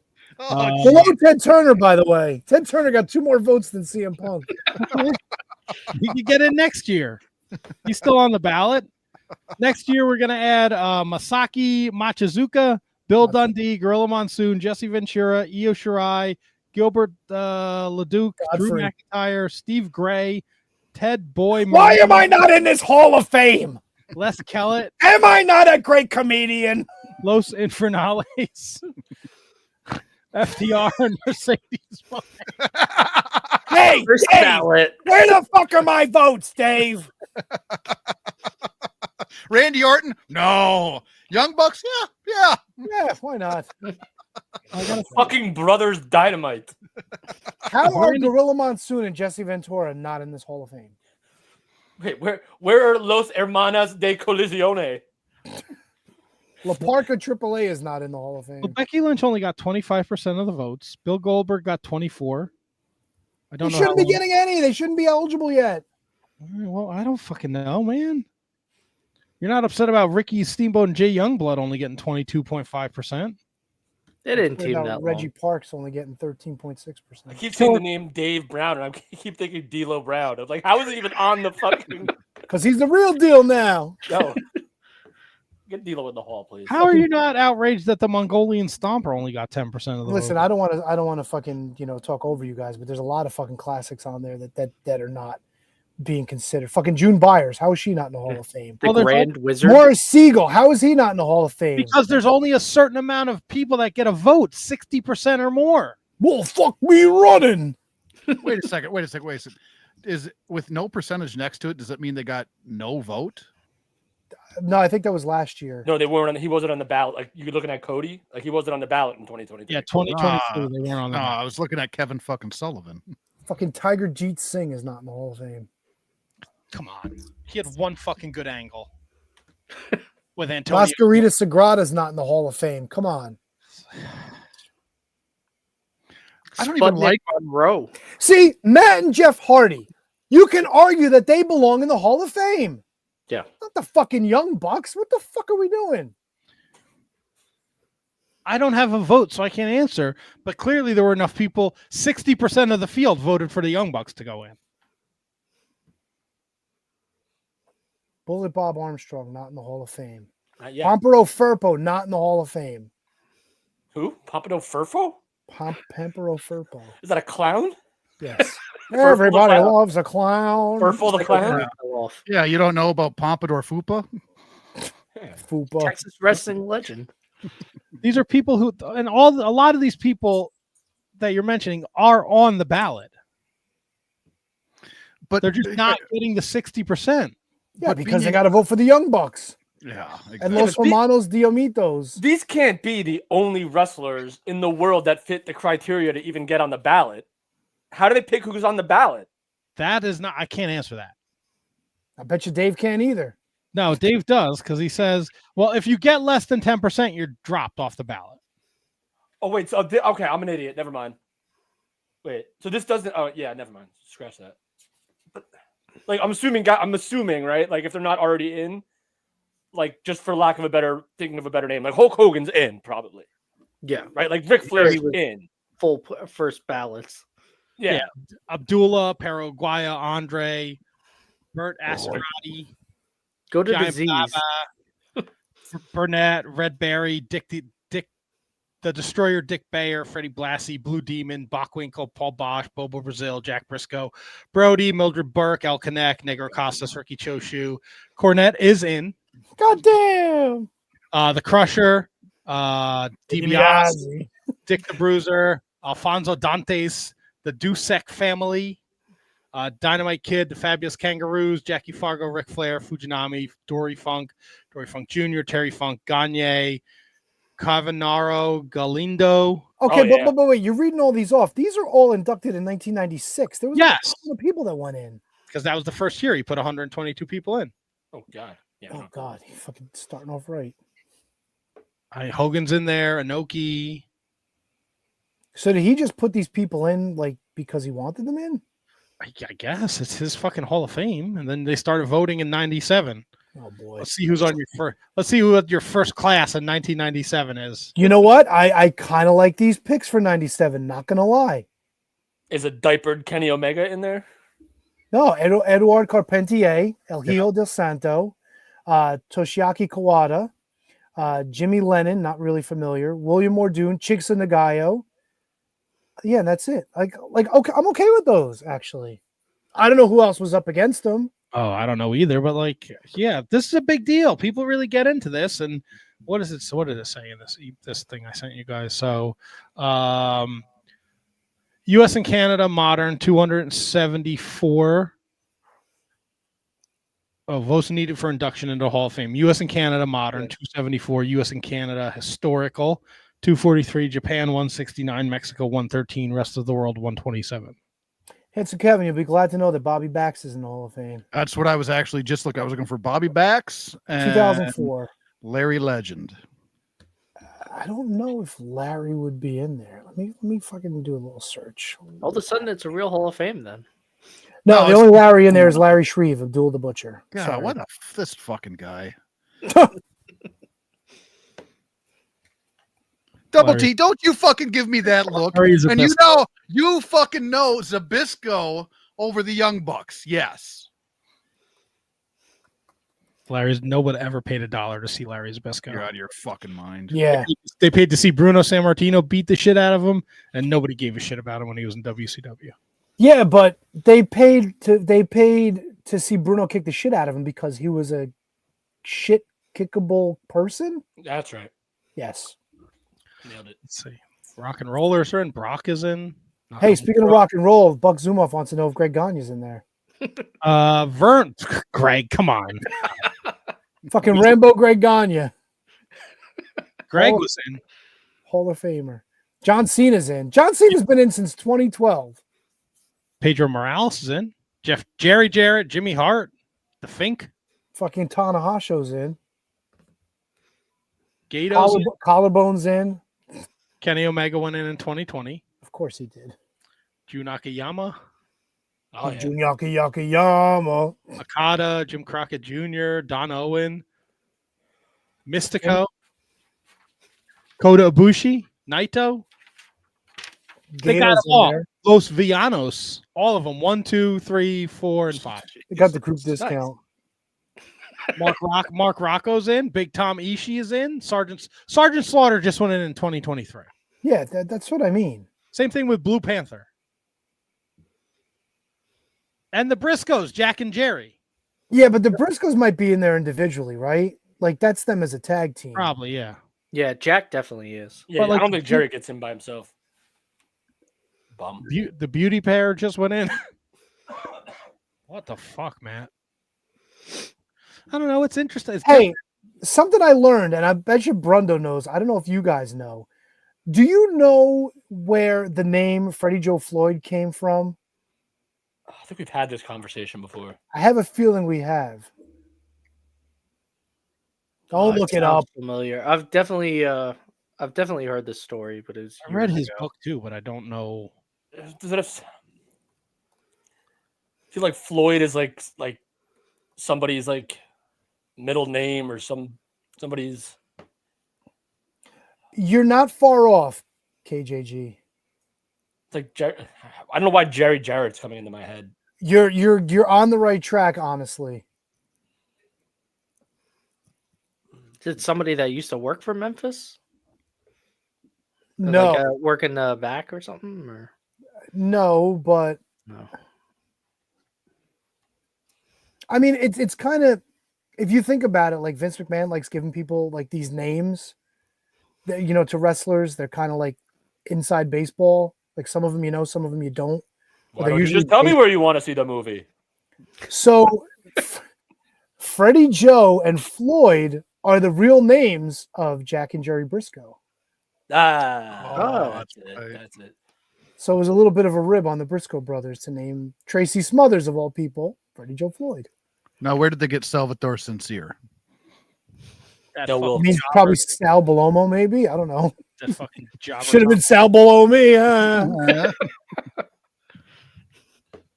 I'll tell you. So you guys were Santino Marella. I mean, you know, Gorilla Monsoon. I'm not exactly sure where the Santino comes from because it slipped my mind.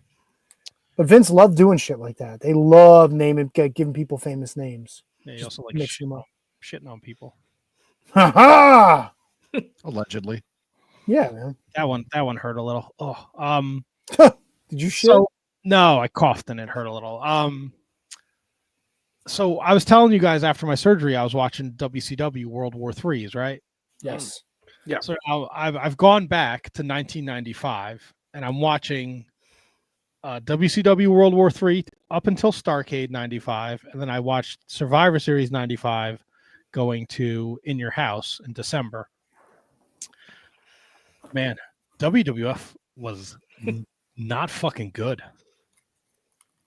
Was that the Diesel Davey Boy match? No, so that ends up being Brett Davey. Okay. But like so like there are some redeeming, like WCW in 1995. Hogan just came in, or he didn't just came in, but Nitro just started. Luger just came back. Luger is best friends with Sting, but he's with Jimmy Hart because Jimmy Hart's going to lead him to the championship. And Ric Flair is feuding with Randy Savage, and Randy Savage and Sting and Hulk Hogan are a team, but Hogan is mad at Sting because he doesn't trust Luger and the Dungeon of Doom. There's like all these great moving parts, right? Time out real quick. That Luger Sting storyline, until the NWO came in, that was one of the fucking best things that WCW ever did. I enjoyed the shit out of that. I'm loving it. Right? And every Nitro has Savage. Savage wins the title at World War III. He's defending the title every Nitro in the main event. You watch the fucking Survivor Series. They got a fake Bill Clinton there. Who fucking right? Bill Clinton's there when the pyro goes off for the Bam Bam Goldust match. The fucking Secret Servants jumps on him, right? That's fucking hysterical. He's dude. dropping popcorn down Sonny's top, and she's like fucking loving it, right? You got all this, right? But then like the wild card match is it's something they've never done before, but it's like. It's Sean, it's Dean Douglas, it's Razor Ramon, it's Owen, it's British Bulldog, it's Yoko. It's all these great workers. I didn't mention Ahmed Johnson for a reason. Right? And then the Monday after Survivor Series is when WWF is still like cartoony, but the Diesel cuts this real promo where he's like, I'm done being corporate. He yells at Vince right in Vince's face. They do the Shawn Michaels collapse angle, like, but they're still doing like Radford's still there and he wants to be a body Donis. And both companies are using Japanese women wrestlers. There was a women's All Japan tag match on World War III and the Raw after. And there was a women's Survivor Series match with Alundra Blaze and all these Japanese women, and then they did a tag team match on the Raw after, and then like 3 weeks later is when Alundra Blaze shows up and drops the title in the fucking garbage can. All by dumb fucking Steve Mongo McMichael has this stupid dog with him. That poor fucking dog. What was his dog's name? Pepe, right? Pepe. I was thinking Pepper. I'm like, no, that's Al Snow's dog. Yeah. You know, he had to stump up that dog's ass so it wouldn't bark, right? Bro, but it's like, you know, like I've been watching the WCW stuff and I'm really enjoying it. And then I put on WWF 95 and I'm like, oh, and this is pre-Huckster stuff. Like we haven't got to the Huckster and the Nacho Man yet. WWE was hurting at this point, man. They really were. That 83 weeks was no fucking joke, dude. But then like Starrcade 95, right? They're presenting it as the World Cup of Wrestling. Oh, it was miserable. Oh yeah, that was hot garbage. Savage wrestles on it like 4 times, or no? Yeah, he wrestles twice. Sting wrestles twice. Luger wrestles twice. 2 gems there. They were really pushing it on TV, but they didn't bring any of these. I mean, I'm still a couple weeks away, so I don't know if these guys showed up on Nitro. They had Kurosawa was your U.S. champion. Yeah, I remember that. Yeah. I don't know. It's a lot of shit that I don't remember, so it's fun for me to watch. It wasn't Kurosawa that dropped the title, the One Man Gang, after a pay-per-view went off the air, right? That was Sasaki. That was it. Sasaki. Yeah. Kurosawa was famous for breaking Hawk's arm. Yep. He had that cool finisher, that cool submission finisher, that reverse fucking arm breaker bar gimmick. Mantar. Yeah, it's fucking. It's been something else. I'll tell you that. And I also watched World War III '96. Bro, we have a landline. I'm sorry. Bro, I'm sorry, I'm old. World War III '96, where Lee Marshall gets the shit beat out of him by the Barbarian. Yeah, oh, thank God. Fucking Tony the Tiger went down. And your boy fucking Larry Zbyszko's not doing a fucking thing about it. Well, he knows better. Fuck you. But some of the fucking people they dusted off for the 60-man battle royal. Jim Powers, I'm guessing, in that. Jim Powers was there. Yeah, Robbie Rage, Tony Rumble, Jim Duggan, Pez Watley. Wait, Tony Rumble, wasn't he the Boston Bad Boy? Yeah. Yeah. Fuck, they dug him out of New England legend. Bro, I don't think he ever had. I don't think he ever had a single match in WCW. New England legend. Man, that's what World War III's were, man. It's like Andrew Anderson and Mr. Puerto Rico. Fucking Pez Watley. I'm like, is that fucking Pez Watley? He might be in every World War III match there was. Shoxa Watley. The guys are doing the intro, right? They're all walking to the ring. They'd get to a guy, they didn't know who it was, and there'd just be fucking silence. No Tony Giovanni, no Bobby Heenan. A couple masked luchadors, they had no fucking clue. Fucking wild. Roadblock had like he had a pretty good push in this World War III. Do you guys know that? I was thinking about this the other day. And all like the WCW main eventers, like one who never held a secondary championship? The Jai. No, he was a tag champion, wasn't he? Oh, well, yeah. Well, I mean, that's not a secondary championship, really. Yeah, secondary singles he never held. He was never U.S. Unless I'm wrong, I'm racking my brain, and I'm pretty sure the guy that I'm thinking of never held a secondary belt. So it's not the Jai. Other than Hulkster. Sorry. Sid? No, Sid did. Sid was U.S. champ. Well, Scott. Jeff Jarrett was. Scott was. Oh, David Arquette. Get out of here, Brenda. Vince Russo. Yeah, there you go. Savage. Yeah. Oh, yeah, that's true. I was thinking, I'm like, look, I'm going through this list of like guys. I'm like, even after they were world champions, like Ric Flair held the U.S. title after he was world champion. Sting after he was world champion. Fucking Bret Hart probably did. He held the U.S. title. Oh yeah, he was U.S. title. yeah. Like Jeff Jarrett, Sid, DDP, Goldberg, Booker, Steiner. I'm like, Savage never held a fucking secondary championship. 4-time world champion, won World War III '95, and he was on the World Cup of Wrestling winning team in 1995. I'm just so confused as to why that never happened.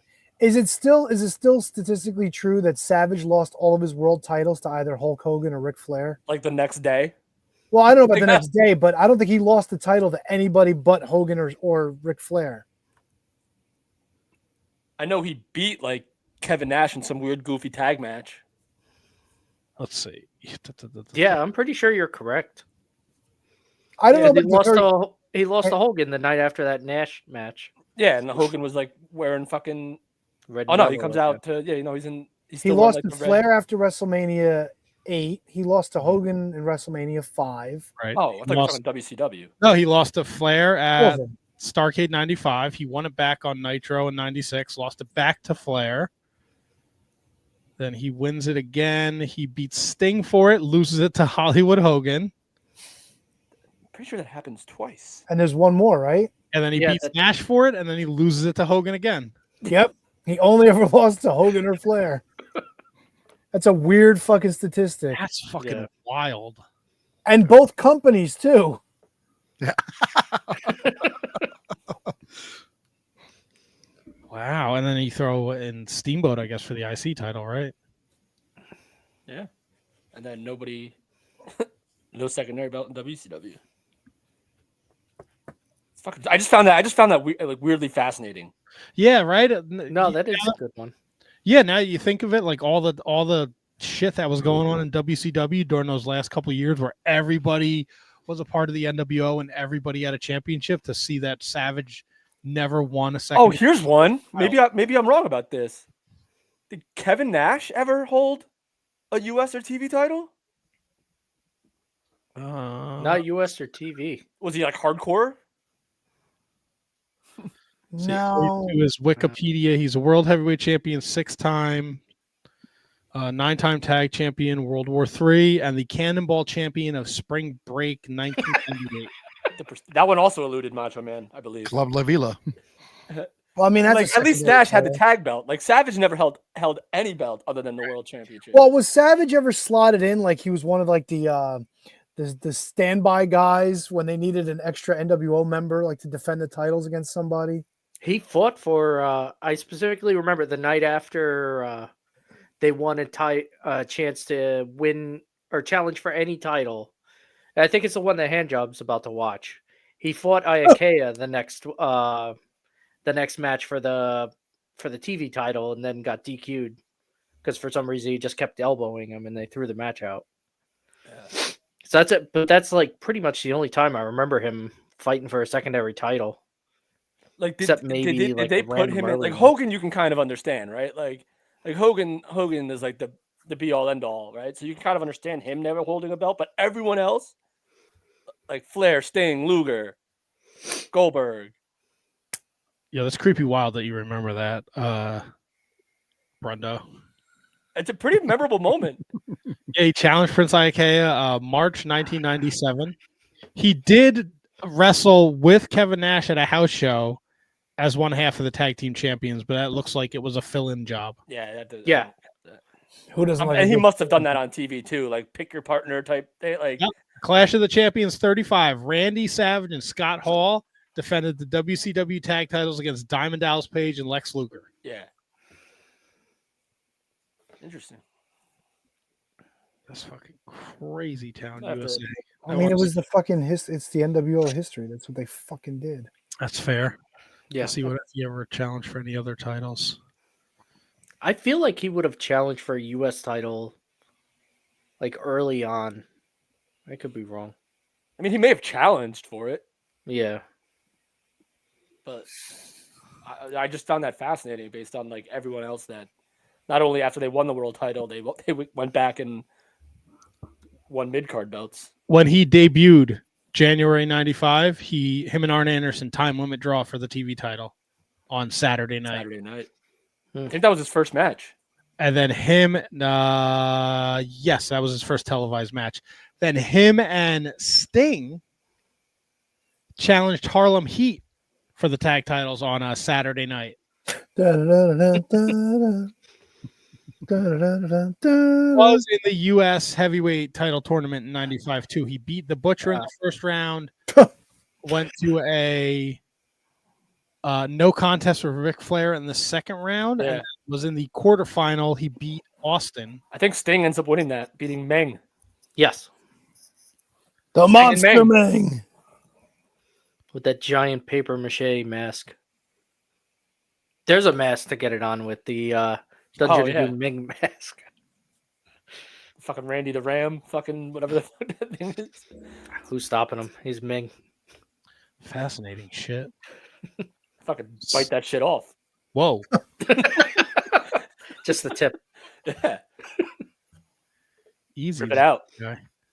Tony, what is your you kind of mentioned it at the beginning of the show when I went on my rant about Twitter. Perhaps a particular wrestling company may have wished the wrong person a happy birthday, which brings us to our tweet of the day or week. Well, it's funny you mentioned that, Matt, because back on November 17th, which was just yesterday, there was a Mercedes that was celebrating a birthday milestone who currently works for AEW, maybe Ring of Honor. But it was not Mercedes Moon, which AEW is happy to wish a birthday to, even though her birthday's not until January. No, it was everyone's favorite star named Mercedes Martinez. Now, the original post was not left up, although it did remain up for about 8 hours from AEW. They eventually did take it down, but not before a fella named JD from New York got in with this action. The official AEW account wished Mercedes Moné a happy birthday today. Only thing is, it's not Mercedes Moné's birthday, it's Mercedes Martinez's birthday. Talk about an L, crying, laughing emoji face. They even got community noted, and the tweet is still up, another crying, laughing face. So apparently, I don't know if you know this, I'm not really on X all that much, but I know they do it on Facebook. They'll give you a little synopsis as to what people are commenting and what their thoughts are. So this is the context that was following the post with Mercedes Moné. Today is not Mercedes Moné's birthday, as it is on the 26th of January. This post may have meant to refer to Mercedes Martinez, another star signed AEW, whose birthday is today. And then some asshole follows up beyond the script podcast, actually. For those who like boring with 2 smiley faces, to which Tony Khan replied, "Thank you for consistently replying within minutes to every single post I do." So Tony Khan's taking credit for it, with hilarious comments like this, and then laughing at your own jokes for good measure. To which the Beyond the Script podcast replies, "Thank you, Tony, but with all that laughing, how come the ratings are so bad?" So Dan, Pasture Prime 25 responds, "Jesus, put the fries in the bag, Tony." All Elite Sicko replies, "Yikes, probably take it down." Holy shit. Hey, Chad Huckabee responded, "It's the only Mercedes they care about." Oh my God. Infodralic 2.0 says 2024 hasn't been Tony's year, has it? Maybe 2025 will be better. Can't make this shit up was On Your Mark Sports, as if Meltzer is running their social media. Somebody just posted Julia laughing, which really fucking made me laugh. Oh my God. AEW is ASS. That's Deacon Do Dirty.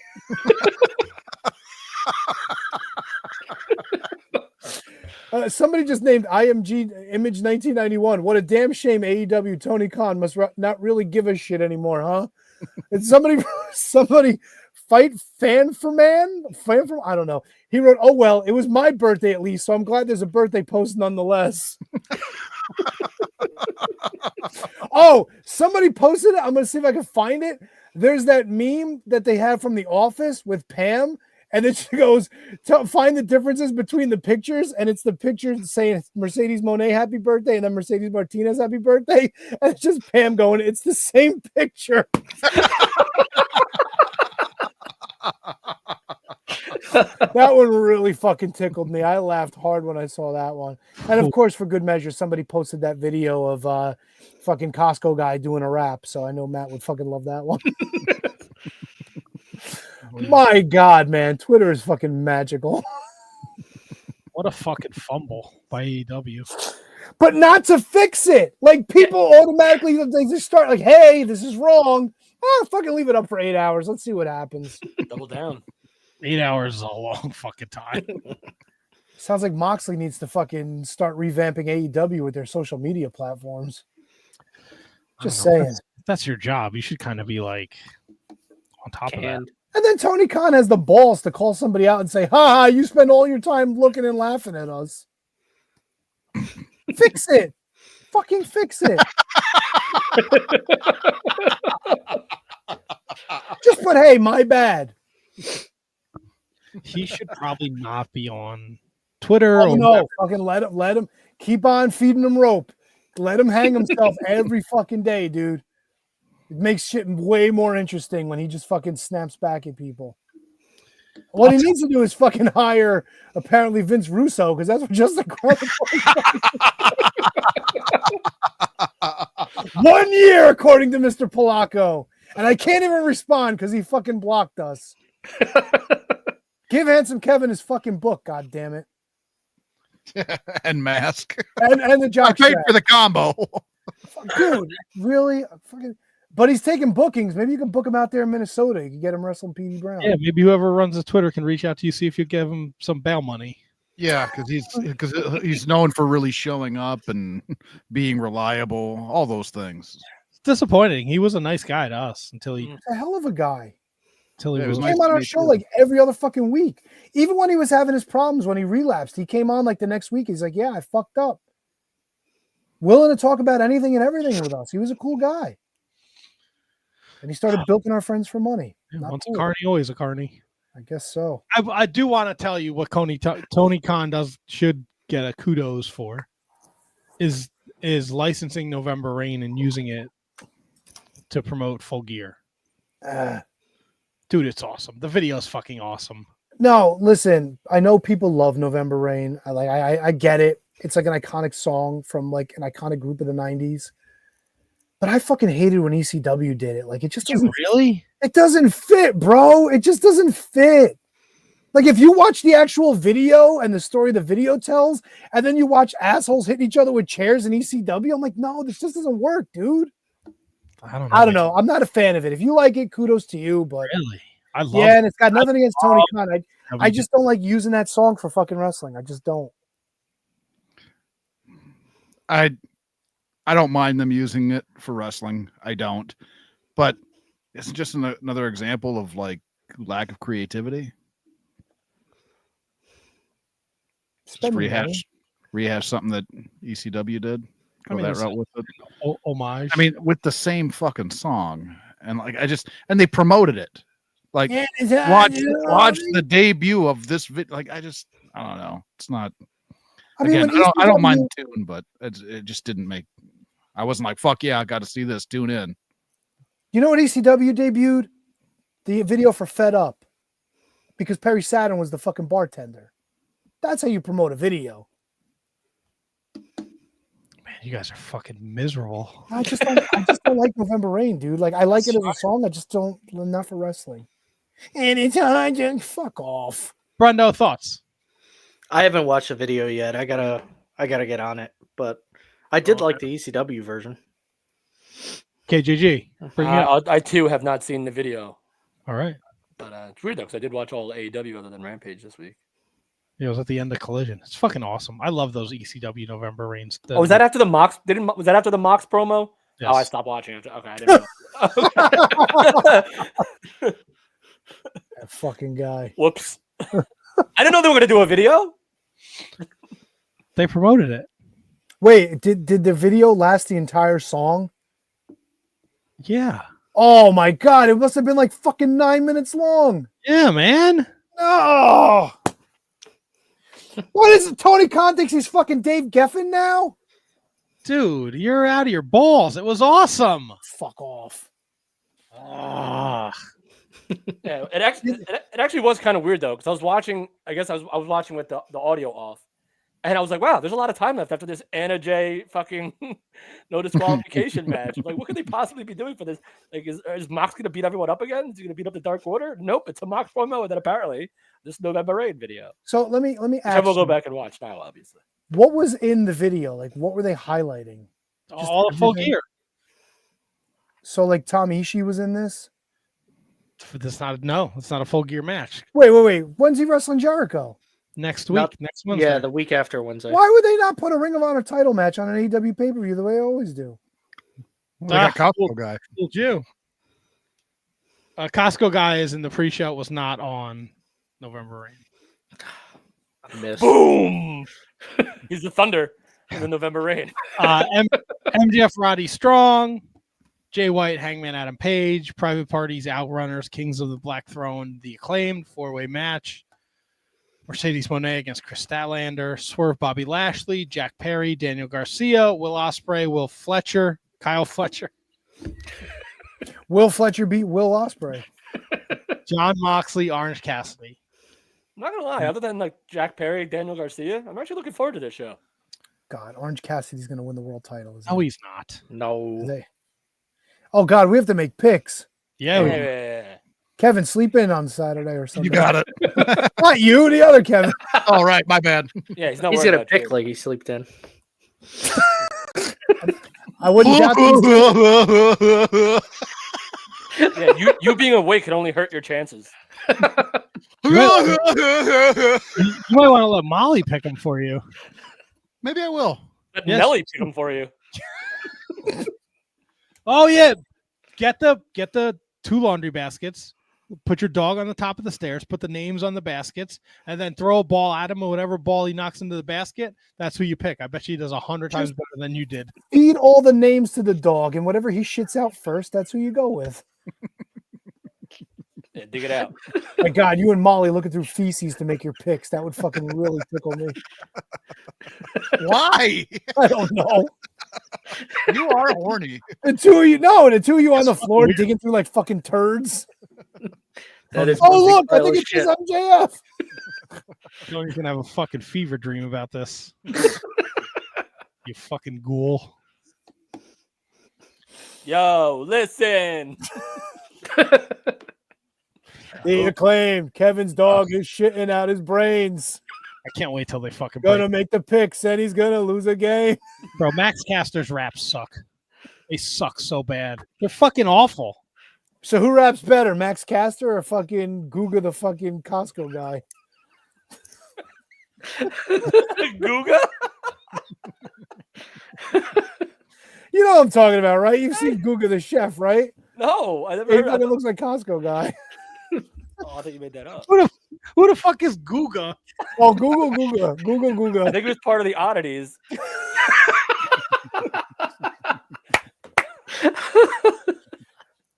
You've never seen Guga? No, I'm images.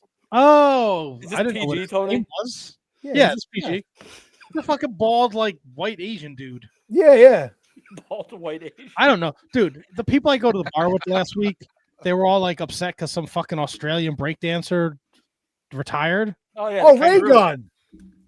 Oh, fuck you, dude. You didn't watch the Olympics? She embarrassed the fuck out of herself. No, breakdancing's not a fucking sport. The Olympics, bro.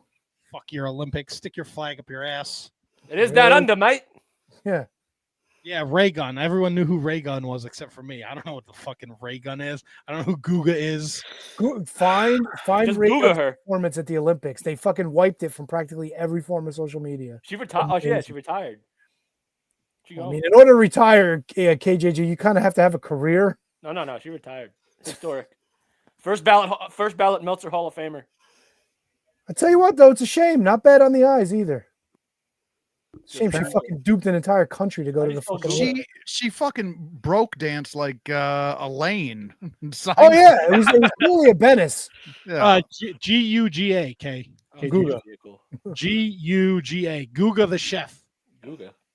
Great Yeah. googly moogly. Huh. You learn something new every day. This is what I try to do, bro. I try to bring some education to the show. Let everybody go home like feeling like they've got something to take with them. Do you guys feel like you have something to take with you? Oh yeah. You know what I'm taking with me? I'm still preparing. Fucking A. I'm talking like Matt. 13th anniversary next week. Oh yeah. It's gonna be a good Oh time. yeah. I'm very excited for this. Yeah.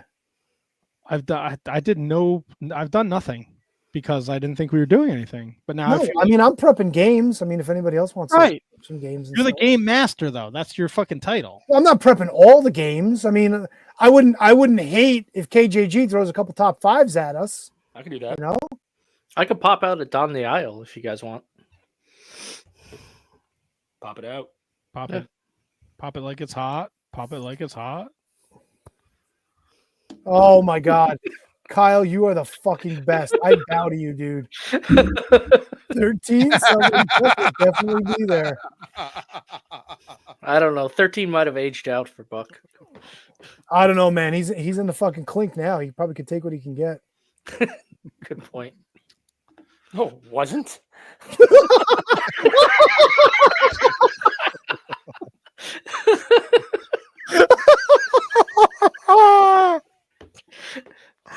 My God, he fucking put you in your place. He's like, wait, no. What a fucking zinger.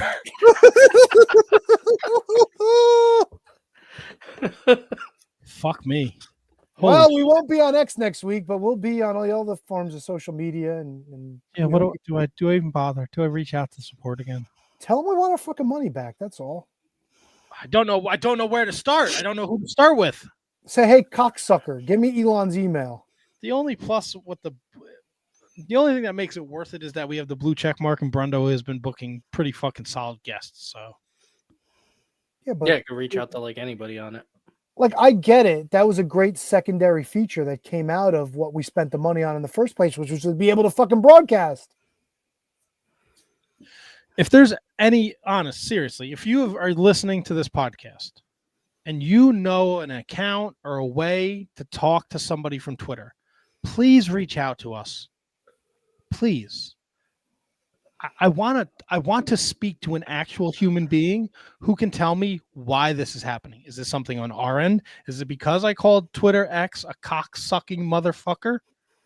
Because then I won't do that again. You just gotta let them know. Or is it an X issue? Like, I just need to know. Not a StreamYard issue.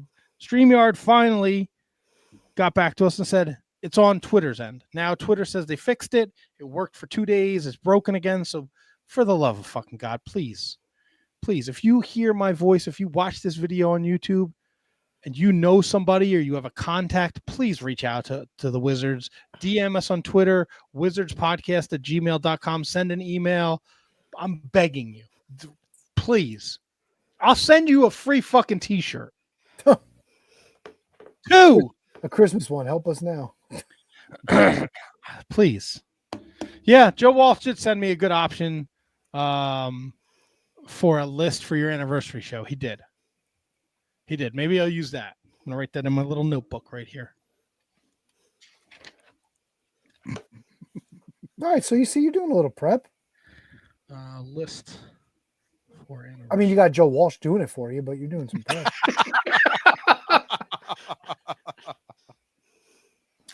I was going to say something that was going to make me sound like a real piece of shit, but I didn't. And I'd like to point out that over the last 13 years, I've grown and matured just a tiny bit. Just a little. Yes, and I like the November Rain videos. How many more lies are you going to tell me, Shawn Michaels? How dare you? Tell me a lie. That's a shitty video. I didn't say I liked it. It's a very shitty video. I do want to credit to them though, man. After the Raw, after Shawn Michaels passes out, Vince does a whole thing where he walks us through every time Shawn Michaels gets dropped on his head at the Survivor Series and the kick that Owen gave him. So there was a good backstory to it that I don't remember at all. Yeah, well, nowadays that's just an episode of Dynamite. Dropping people on their heads, passing out. Also, the 90s were a whole lot different. Jerry Lawler and Vince McMahon calling the women's Japanese tag matches and Bobby Heenan calling them all Oriental girls. Oof. Yeah, but Oriental was an accepted name to call Asian people, They were still pretty fucking racist when you go back and listen to it now. I mean, I understand why they took it away, but I don't know, man. That doesn't stack up there in the fucking annals of like really racist shit, in my opinion. I mean, I could just be a man on an island. Sorry, I was trying. Nobody's jumping in, so I guess I am. I'd hang out on that island with you, Tony. Of course you would. You guys can shift through each other's shit looking for fortune cookie. Fucking fortune cookie. I mean, that's the fortune cookie. Open up a turd. Bro shit island. Fuck yeah, dude. We do bro shit on Bro Shit Island. All right, are we done? Like, what are we doing? I guess I gotta fucking pull up the gimmick. So we'll see you next week on 2 of our 3 favorite forms of social media. Make sure you tune in live. Hey, Matt, you reading the fucking gimmicks tonight, or am I reading them? Listen, I ain't showing you nothing because I got in trouble. Nice, real nice. Listen, you keep laughing. I'm getting off of here, right? Ma, please don't get off, Ma. No, no, you see, I told you, Ma. That's Handsome Kevin, Ma. It's not big because Handsome Kevin's got a fucking tiny one. That's why. Nice, real nice. That's what I say because I do bro stuff with him.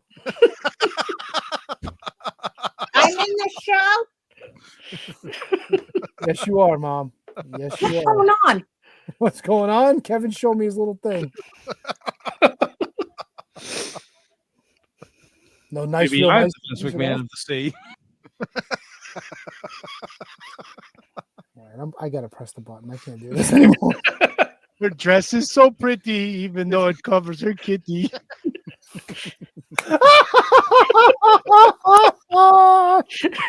Bend over. Let's have fun.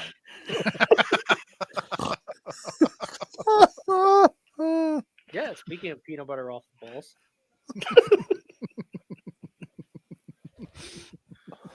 Wah. All right, I'm pressing the button. That's a great idea. This has been a production of the Shining Wizards Network. For everything Shining Wizards, visit shiningwizards.com. And don't forget to listen to all the great shows of the Shining Wizards Network.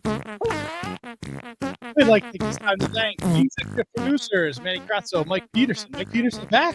Yes, he is. Oh, my goodness gracious. Kate Hensler, Matt Garifo, High Five Tom, Ryan Schlong, Al Day, Kathy Hummer, William Pursuit Jr., Michael Hammond, Keith Martin, Scott Stewart, Jesse Elwell, Emily Brock. Thank you for being producers, supporting the Shining Wizard Wrestling Podcast.